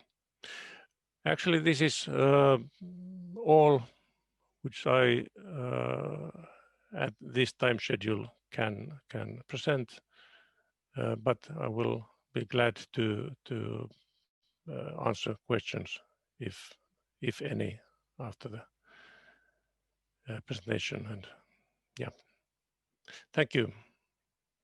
Tack Pasi. Som vi kan notera så är det många säkerhetsaspekter som behöver beaktas, och det finns många verktyg på plats redan för de bitarna. Vi får vidare i programmet, och nästa presentatör är då Taia Kronborg, som fungerar som chef för försäljning och affärsutveckling i ett företag som heter Lhyfe. Hon kommer att för en presentation med i ämnet vätgasens koncept, utveckling och stöd i Europa. Lite kort om företaget Lhyfe. Lhyfe är en producent av grön och hållbar vätgas i industriell skala. Och Lhyfe utvecklar och bygger och driver innovativa vätgasproduktionsanläggningar med 100% förnybar el för att producera grön vätgas med en positiv inverkan. Visionen bakom företaget är att förändra saker idag och inte imorgon, för framtiden, för våra barn och våra barnbarn. Och Taia tog vara med oss från Frankrike. Så Taia, the floor is yours. Thank you very much. Very happy to be here. I'm sorry, my Swedish is not the best, so this presentation will be in English for you guys. Okay, like we said, Lhyfe, it's a clean hydrogen producing company. It's called Lhyfe because the HY stands for hydrogen, which is normal today for all companies dealing with hydrogen. And Lhyfe stands for life, the English way. So we really believe in life. Let's see up. Just to give you the basic idea before I go into more details about hydrogen, the company, and how to produce it in a renewable way. So the reason why this company was founded is really that we think today the way of exploiting nature just doesn't work anymore. We're all going in the wrong direction. So we need to stop this way of doing, and we need to go back to being in symbiosis with the nature. And like the presenter said, we really do this not for us, not for me, not for you. I mean, we will probably live our lives with little impact, but our children and our grandchildren and the futures to come, I mean, they will have big problems if we don't do something today. And really the thing is, it needs to be today, and it needs to be fast, because if we wait 10 years, if we wait 20 years, then we're already way beyond coming back. So it's really today that we need to do something for 2050, 2060. That's why our motto is we want to change things today and not tomorrow. And that is the ideal way of doing for a smaller company. We are agile, we are fast, and this is what we can bring to the table, really to push. And what we do, we are making clean hydrogen. We produce and we sell clean hydrogen. And the installation, which are based on electrolyzers are all connected directly to renewable energy. So we actually come here and make a physical cable that we plug on to the windmills, a windmill park or a PV park or something else. And then in this way, we can produce renewable hydrogen. And this is the first site that we have. I will speak a little bit more about it after. It's currently under construction. And you can see the windmill park that we have behind, and on the right, that is the building where we will have an electrolyzer producing around 1 ton of hydrogen per day. And just to give you the key figures of the company, the company was created in 2017, so we have been existing for around 4 years. We had one of the biggest and most important fundraising in Europe, actually, in the last 10 years, with 8 million euros in equity that we grew to 20 million euros today. So that is kind of the size of the company for the first years. Our job is really to avoid CO2 emissions. So for the next 5 years, we are planning to install and operate green hydrogen production plants all over Europe. We have around 40 hydrogen production facilities and several hundreds of megawatts in our commercial pipeline. So it's really something ambitious and something that's growing every day, because hydrogen is really in the market and everyone wants that. So today we are 30 people. We want to be 50 people tomorrow. And we have made the choice of really bringing together very highly skilled persons, people who have already been working with electrolyzers, with compressors, with hydrogen, with storage, and so on. So the idea is to be experts in producing green hydrogen from renewable energy. And of course, it's a passionate team. We all come to work for the same reason. And that's also why we have a great spirit. So before I explain a little bit more of what we do, just let's look at what's happening today. So I have been working for the past 10 years in hydrogen projects. I formerly worked at the CEA, which is a huge research institution in France.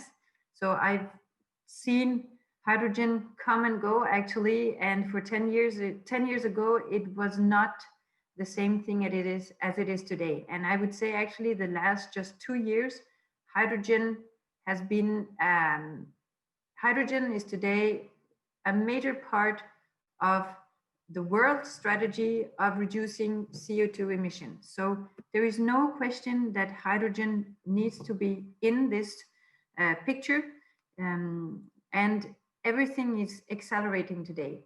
So at EU level, they have put in place the Green Deal, and billions actually of euros in order to have 6 gigawatts of electrolyzers in 2024 and multiply that by 10 in 2050. So that's enormous amount of hydrogen.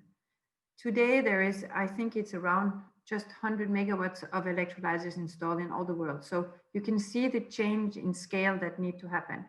And of course, EU is not the only one. Germany has announced a plan of 9 billion euros. France has announced a plan of 7 billion, Portugal of 7 billion. And I know Finland has announced a plan of hydrogen as well. Denmark is doing that. And I think all countries today in EU are investing heavily in these activities. Of course, we're not the only ones. In Asia, you have South Korea, Japan, who wants to be the first hydrogen society rapidly. California actually had the first network of refilling stations which were functioning.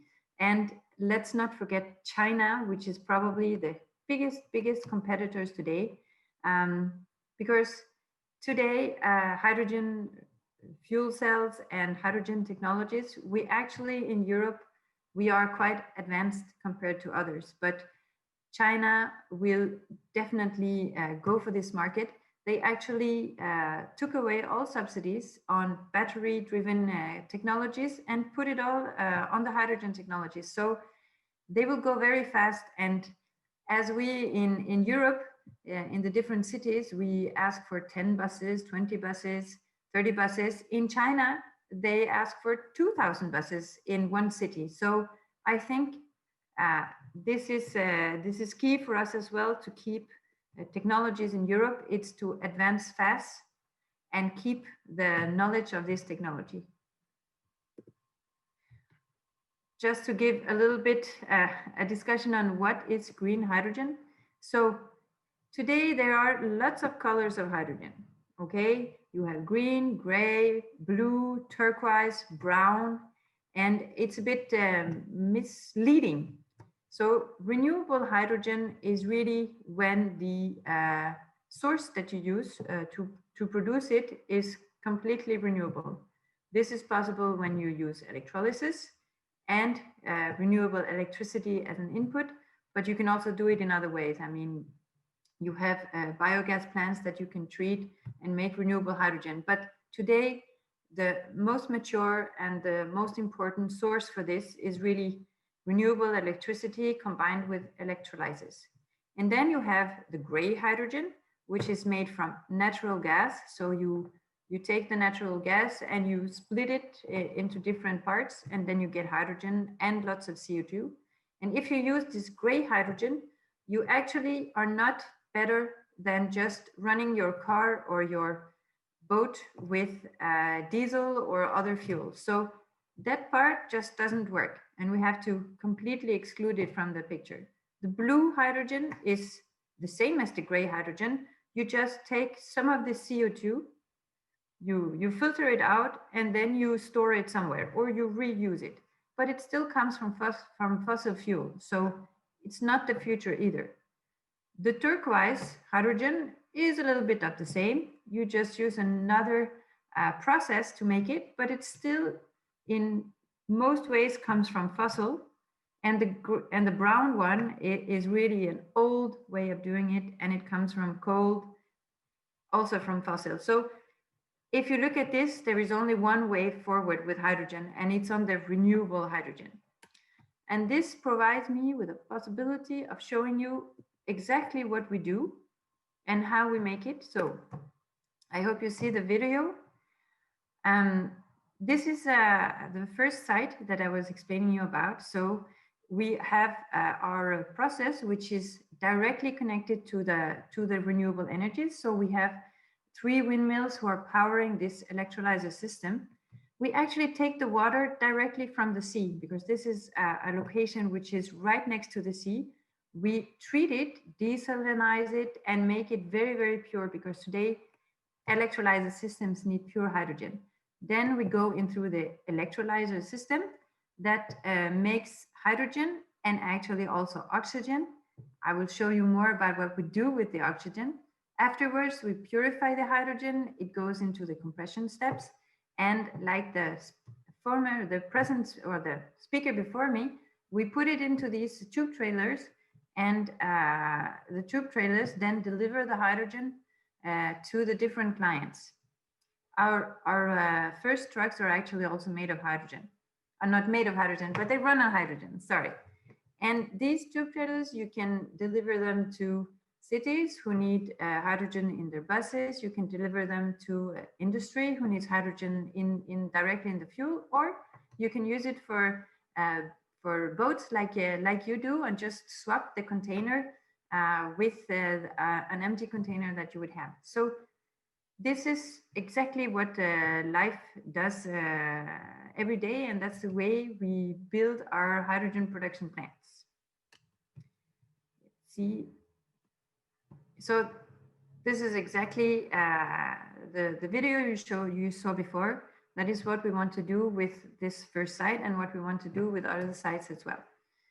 And just to really understand, we're not just an engineering company. We don't do just studies and so on. We actually invest heavily in these production plants. So we do the project development, and we finance.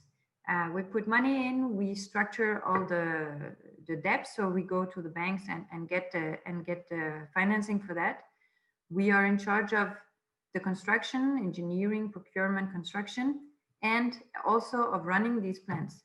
because we have highly skilled personnel who are used to running hydrogen production plants. So that is really the scope of what we do. We don't have to own the plant all by ourselves. We are really happy to co-invest with other parties, cities, other private parties, and so on. So that's not an issue, but we really do invest in these plants.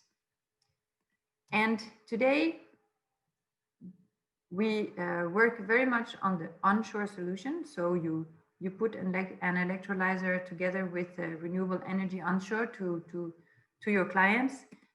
But we also work hardly and very much on the offshore solution, because today the absolute best renewable energy, which has the best capacity factor and which is cheap and available absolutely everywhere, it's on the offshore production. So we have already been working on different scopes for this platform, where you can actually produce hydrogen using offshore windmills and put them on the shore for other use. Okay, 3 years ago, when we said we wanted to do this, everyone said, "Oh, that must be science fiction. That's never going to happen." But what's happening today is that Germany, Netherlands, Denmark, they are preparing calls, actually tenders for producing hydrogen offshore. So I would say it's almost a certainty it will come at some point, and it will contribute to massive hydrogen production. And that's also with your location and with the plants that you have in Åland, a great solution to, in the future, produce really high quantities of hydrogen. This is just a picture to show you, if you combine the potential of offshore and the potential of solar, you can actually, so this is the solar potential, where you can see in the middle, you have very high solar irradiation, and it would be good to produce hydrogen from solar. If you combine it with the offshore potential, which is mainly in the north and in the south, you actually have the possibility of everywhere in the world to produce renewable, 100% renewable hydrogen at very good prices. And this is what we really work on. So in our first plant, it's also an engineering site and our research site. We spent 12 million euros on this in order to make it a place where we can develop new technologies. And we have the possibility of testing all the direct connections, doing it off-grid, looking at how to process the water, because we don't have clean water, it's seawater and so on. So this is a unique location in order to test and make sure that we are ready to go offshore in a very short time.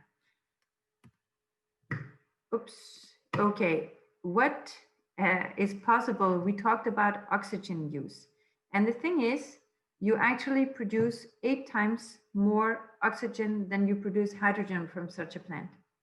And today, the oxygen is just let out in the air usually, but there is a possibility of saying, let's use this oxygen for something else. And on the right side, you see a treatment plant, a water treatment plant. So we have several projects today where we want to test using the oxygen directly in these water plants in order to purify the water, because oxygen or air is today used in order to purify water. And we also have a second objective, which we are working on in a research project. It's to say, today there are several areas in the world where the ocean do not have enough oxygen. So one idea could also be to use this oxygen, put it back in the ocean, and finally give back the ocean its capability of having enough amounts of oxygen. So that is something which we are working on and really having a look at. And just to give you a picture of this, I think you know it very well because you are in Åland is in the Baltic Sea, and it is in one of the biggest dead zones of the world, actually, where you have problems with oxygen. And well, there are also other areas, but the thing is to say, well, if we use these hydrogen production plants, which will be installed and which will come, what if we could also use the oxygen that it creates in a positive manner? Okay, that was all I was going to say. So if you have any questions, I will be happy to answer. Thank you, Taia, for that interesting presentation. Nu är det dags för lite frågor. Vi har fått enstaka frågor via chatten. Och ska då börja med en frågeställning som jag fått. Och det handlar om vätgas kontra metanol. Ur säkerhetssynpunkt och totalekonomiskt sett. Så hur står sig e-metanolen som energibärare? Är det något som man borde överväga?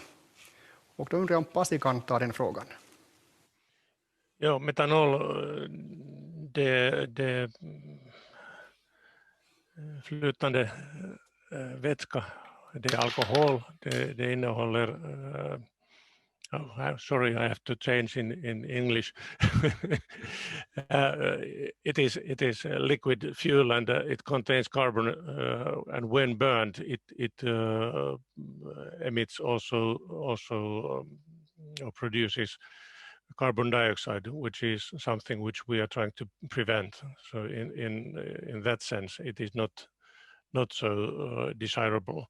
But of course, methanol can be produced from renewable sources, and in that way, it is quite good. When thinking of safety, safety, which I was presenting, methanol is when it vaporizes, the vapor is heavier than air. It remains on the ground surface, and in case of fire or explosion, the fire will burn on the surface, and maybe create bigger risks than the light hydrogen gas. Och vi har inte fått så väldigt många andra frågor via chatten som vi kan ta i det här läget. Men vi har en fråga angående vätgasen kontra diesel och priserna. So we have one question about hydrogen and what the price of hydrogen is versus diesel fuel. Would anyone in the panel like to open up that question? I can say a little bit about hydrogen and diesel fuel, but you need to make sure that you actually compare apples with apples and pears with pears, okay? Because when you use hydrogen in a fuel cell, you have a completely different efficiency than what when you use diesel in another car. So general ruler is that for parity together with cars, so that is not on diesel but more on, I don't know what you say, benzene. I don't remember what that is in English. It's more or less around 9-10 euros per kilo of hydrogen to get the parity with that. And when you go down to parity with diesel and you go for example, trucks and so on, it's more or less 7-8 euros per kilo of hydrogen. And of course, I know that for the marine sector, the diesel and what you use is even cheaper. So it would mean that the hydrogen would need to be even cheaper in order to really be used for that. And today you can make hydrogen, it really depends on your electricity price, because the electricity price is around 75% of the hydrogen produced. So if you have cheap electricity, you can make cheap hydrogen. I actually shared a screen with a quite interesting graph about this, which is one of the electrolyzer manufacturers been publishing, and we can see that there is a challenge and a very, very strong dependency on the electricity price. And we will see the cost of electrolyzers coming down in the future, but this way of graphically showing the difference is really good. You can buy this gray hydrogen today at somewhere between 1 and 1.5 euros per kilo, and to make the green hydrogen meet that target is a tough challenge. And of course, it all depends on the pricing of carbon dioxide emissions and what cost you have to capture that from the other hydrogen processes and so on. But this shows very nicely the challenge that was put forward here. Och vi har också en annan fråga här. We have another question here. What about the life cycle for a fuel cell? Is that a question that perhaps Taia could answer, or? Maybe not the specialized in fuel cells. We are doing things with electrolyzers. So, but generally fuel cells, what you have inside of fuel cells, it's metals, and there is a membrane using some metals such as platinum and so on. So that is the key thing today. But what you should know is that fuel cells are very easy, not easy, sorry. They are recyclable in a much better way than, for example, batteries. So when you have these fuel cells and you build them, you can actually recycle and retain almost all the critical metal that you put inside of it. So that is one very important point of hydrogen technologies, and major positive point compared to other technologies such as batteries. I don't know if someone else wants to chip in. I'm not the specialist in fuel cells. Maybe Mia can say a few more words on this, but I think in our study on the fuel cell ferry, we expect that the cell should be replaced after 15 years. Yeah, I think Aleksi has those things that we studied. You probably remember them now better if you have the report in front of you. But yeah, I think this is also very much related to how we also operate the plant. So again, that kind of takes us back to that we have to consider that already in the design, that what is the operational strategy. So in some cases when we've been looking at this, now it is actually, I think the fuel cell makers, they promise actually longer lifetimes, and then we need to have some battery capacity in the fuel cell plant, so that gives us a kind of a better lifetime, and in general we need it for the regulation of the plant. But this is the question also, that if how we dimension the plant, are we going to use all the fuel cells at once and so on. So that's why that we may have this kind of 15 years, or then it can be 10 years, and then we need to replace some of the membranes. So that's something when we've been now designing these vessels. So it is not fully clear that what is then the cost of replacing, and therefore we've been usually designing this system so that you could have a relatively long lifetime for those cells. Thank you, Mia.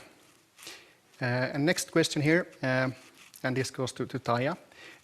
Could you once more clarify the efficiency of electric hydrogen plant? Yes. So you put electricity in and you get hydrogen out. That's the basic thing. And you use some energy to produce it to hydrogen, and then you have some excess energy which will go for heat and so on. The thing is, the whole plant, there is a key point of making this a very efficient plant. So the big consumers in the plant is definitely the electrolyzer. That is the biggest consumer. And then you have the compressor and all the auxiliaries, the cooling and everything, okay? And depending on the location and how you use it, you have between an output between, I would say, maybe 50 or between 50 and 60 kilowatt hour per kilo of hydrogen produced. So that is the output efficiency of a hydrogen production plant.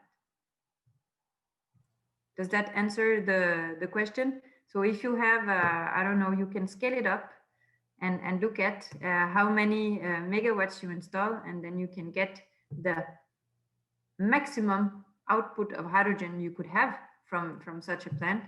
But the thing is, you're not sure you want to run it all the time at the maximum level, because you have to take into account that electricity prices is not cheap all the time. Sometimes it can be really expensive, and other times it can be really, really cheap. So the best way of running your plant is probably not to run it all the time, but to run it when it's optimal. And also, electrolyzer efficiencies are not the same if you run them on small load or if you run them on big load. So it also depends on your operating strategy in order to have it most efficiently. Thank you. And I think we'll move on to next question. Sorry, Jim. Yeah. I will still continue because sure. I think Kai Jansson is talking about gigawatt hours out per gigawatt hour in. So okay. Basically, if you use 1 gigawatt hour of electricity, you get 0.6 gigawatt hours of hydrogen gas. Is it correct, Taia? Yes. And maybe in the future it will be 0.7 gigawatt hours yes. of hydrogen. We hope. Thank you, Aleksi, for clarifying that. Next question. So far we've been discussing using hydrogen in fuel cells. And we have a question here that why aren't we actually also talking about using hydrogen directly in petrol engines? Would someone have a comment to this question? Well, I mean, that is possible. I mean, there is already, let's say, developed internal combustion engine that can utilize hydrogen, and also Wärtsilä has said that they will be most likely soon, I don't know when soon is, but able to combust hydrogen, 100% hydrogen in their engines. And then there are turbines also that should be able to, at least soon, if not already, combust hydrogen. So of course there are other options. So this is relevant for especially those kind of ships where you necessarily don't want or diesel electric system is not maybe the preferred one. I believe for these kind of ferries, so this is a kind of a good way to realize this.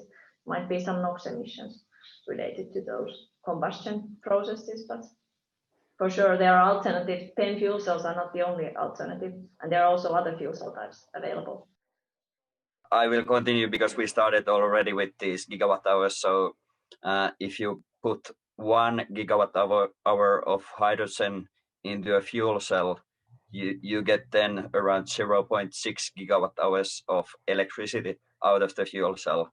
But then from the internal combustion engine, for 1 gigawatt hour of hydrogen, you would get around 0.4 gigawatt hour of energy out.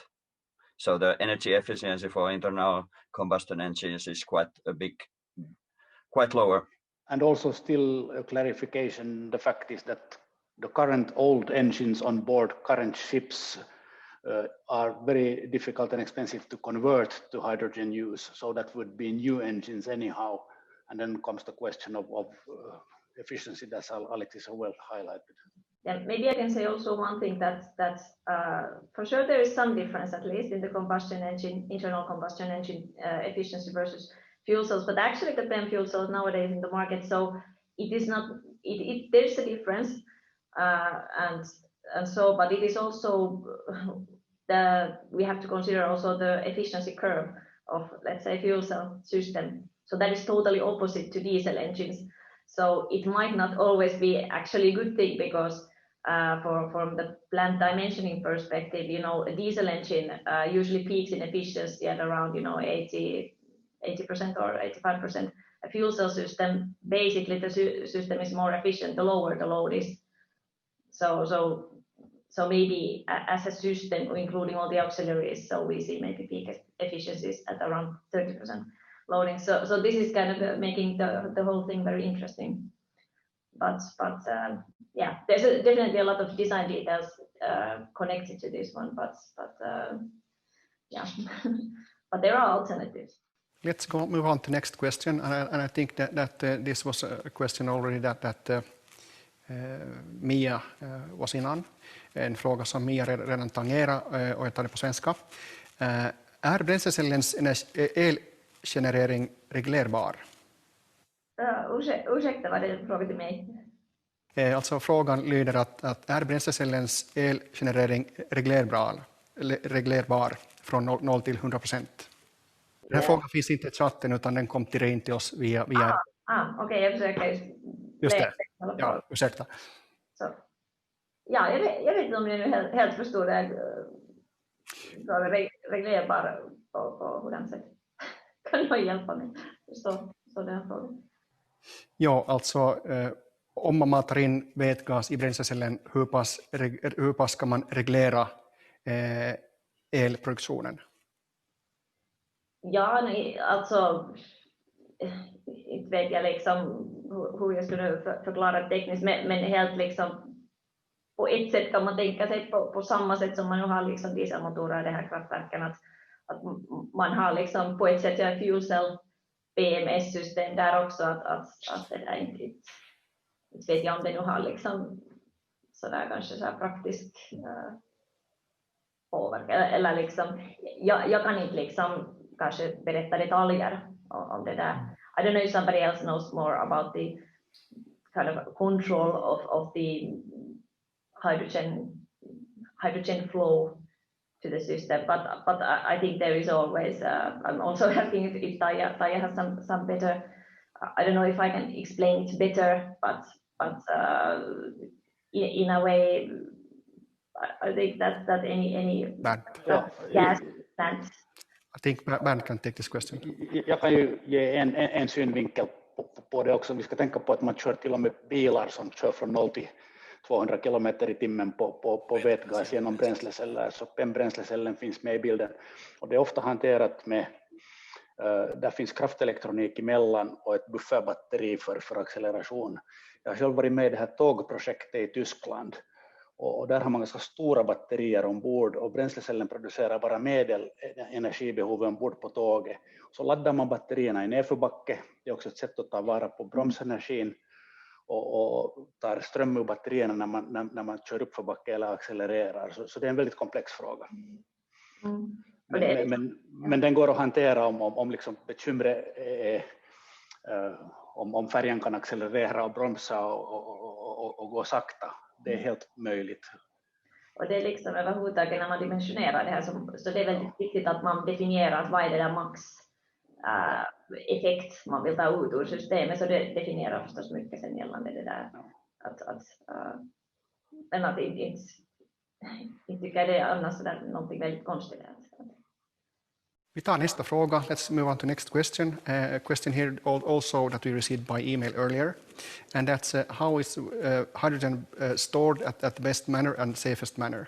I think Pasi perhaps could take this question. Hydrogen, as we have considered, it could be stored in compressed mode, high pressure tanks, and when using the container type tanks where we have separate pressure vessels in the same unit, I would consider it quite safe, if I understood the question correctly. Thank you, Pasi. And we have another question also, and that's concerning hydrogen plants and where these are best to be positioned. And I think that perhaps Taia could take this question, or Pasi can also comment, of course. Yeah. So the question is where you put, I mean, from our point of view, the best thing is to put the electrolyzer system closest to the renewable energy production. Then you can both have direct connection, which means that you really have green electricity. You don't have to pay all the grid fee taxes. This is a really big question all the other places in Europe. And very often these locations, you have space. It's not in the middle of a city, because then you will have some space problems and also some safety regulations. So that is on our side the best way to put plants.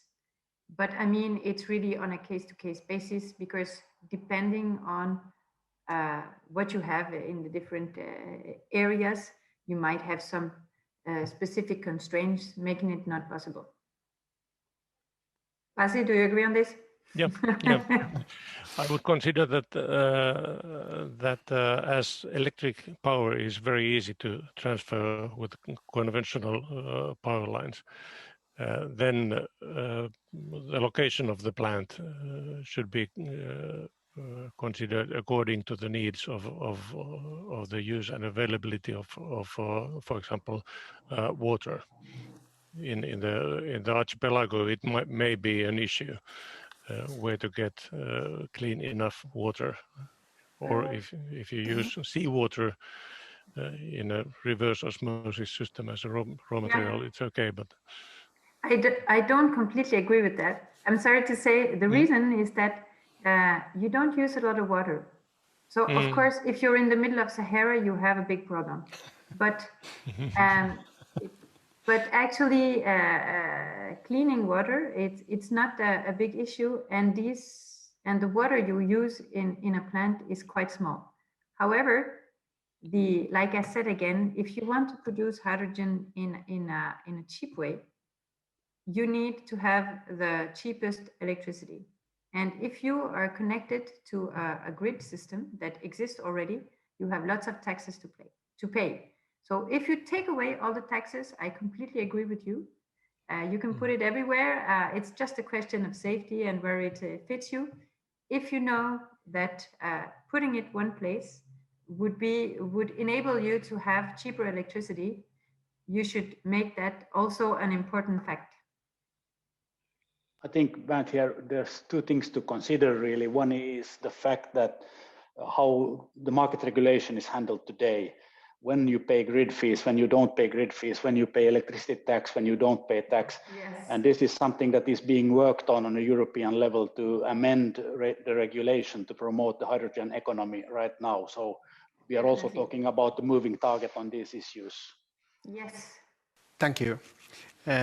We also have a follow-up question, which I think will be the final question. We are running out of time. What would be the minimal load for a fuel cell? Who would like to answer that question? Perhaps we don't have the exact expertise here, but would Mia like to give a go? Kanske jag kan säga så att jag vet, att inte förstås liksom det är bättre förstås att fråga den som tillverkar det här, men att i teorin liksom kan du köra den liksom så lågt som möjligt, men förstås måste man tänka att det här är ett system som man har ju där vissa AUX-apparater som förstås liksom luftkompressor, och så har vissa förkylningssystem, så jag tror i praktiken kanske som är större kraftverk så kör man det kanske ner till 20% eller någonting. Att som sagt, det här liksom bästa effektiviteten är någonstans kring 30%, så säkert försöker man liksom det där hålla sig någonstans där också från den orsaken att varje gång liksom om man använder liksom bränsleceller, så då förstås konsumerar man dess livstid, så det måste man måste balansera mellan att ha bra effektivitet liksom, och sen förstås liksom så att livstiden hålls så lång som möjligt, så för liksom livstid ur synvinkel skulle man förstås vilja köra hela liksom det här 5 kraftverken liksom på 100% load, men sen från det där effektivitetens synvinkel så vill man köra liksom lite lägre. Så därför kanske vill man inte köra den på minimilastning, men alltså, tror jag att det finns något större problem med att köra den ganska lågt. Lite som de här vissa turbiner så kan man också köra ganska lågt. Men ja, bättre att kolla fast jag tillverkare, de kan du svara bra. Ja. På det här. Tack. Jag tror att det är dags för oss att avsluta. Vi är lite redan nu över tid. Jag vill tacka alla föredragshållare. Jag har thankt all the presentators. And också vill jag tacka alla lyssnare. Från min sida och från Flexens sida så är vi glada över att vi har haft ett så pass stort intresse för den här webbinaren. Och jag hoppas att var och en har fått en klar och bättre uppfattning om vätgasens roll idag och även vätgasens roll i framtiden i energi och inom transportsektorn. Om det är någon som har frågor så går det bra att också i efterskott skicka de här frågorna till oss och då till e-postadressen info@flexens.com, alltså info@flexens.com, så tar vi gärna och besvarar de här frågorna så snart som möjligt.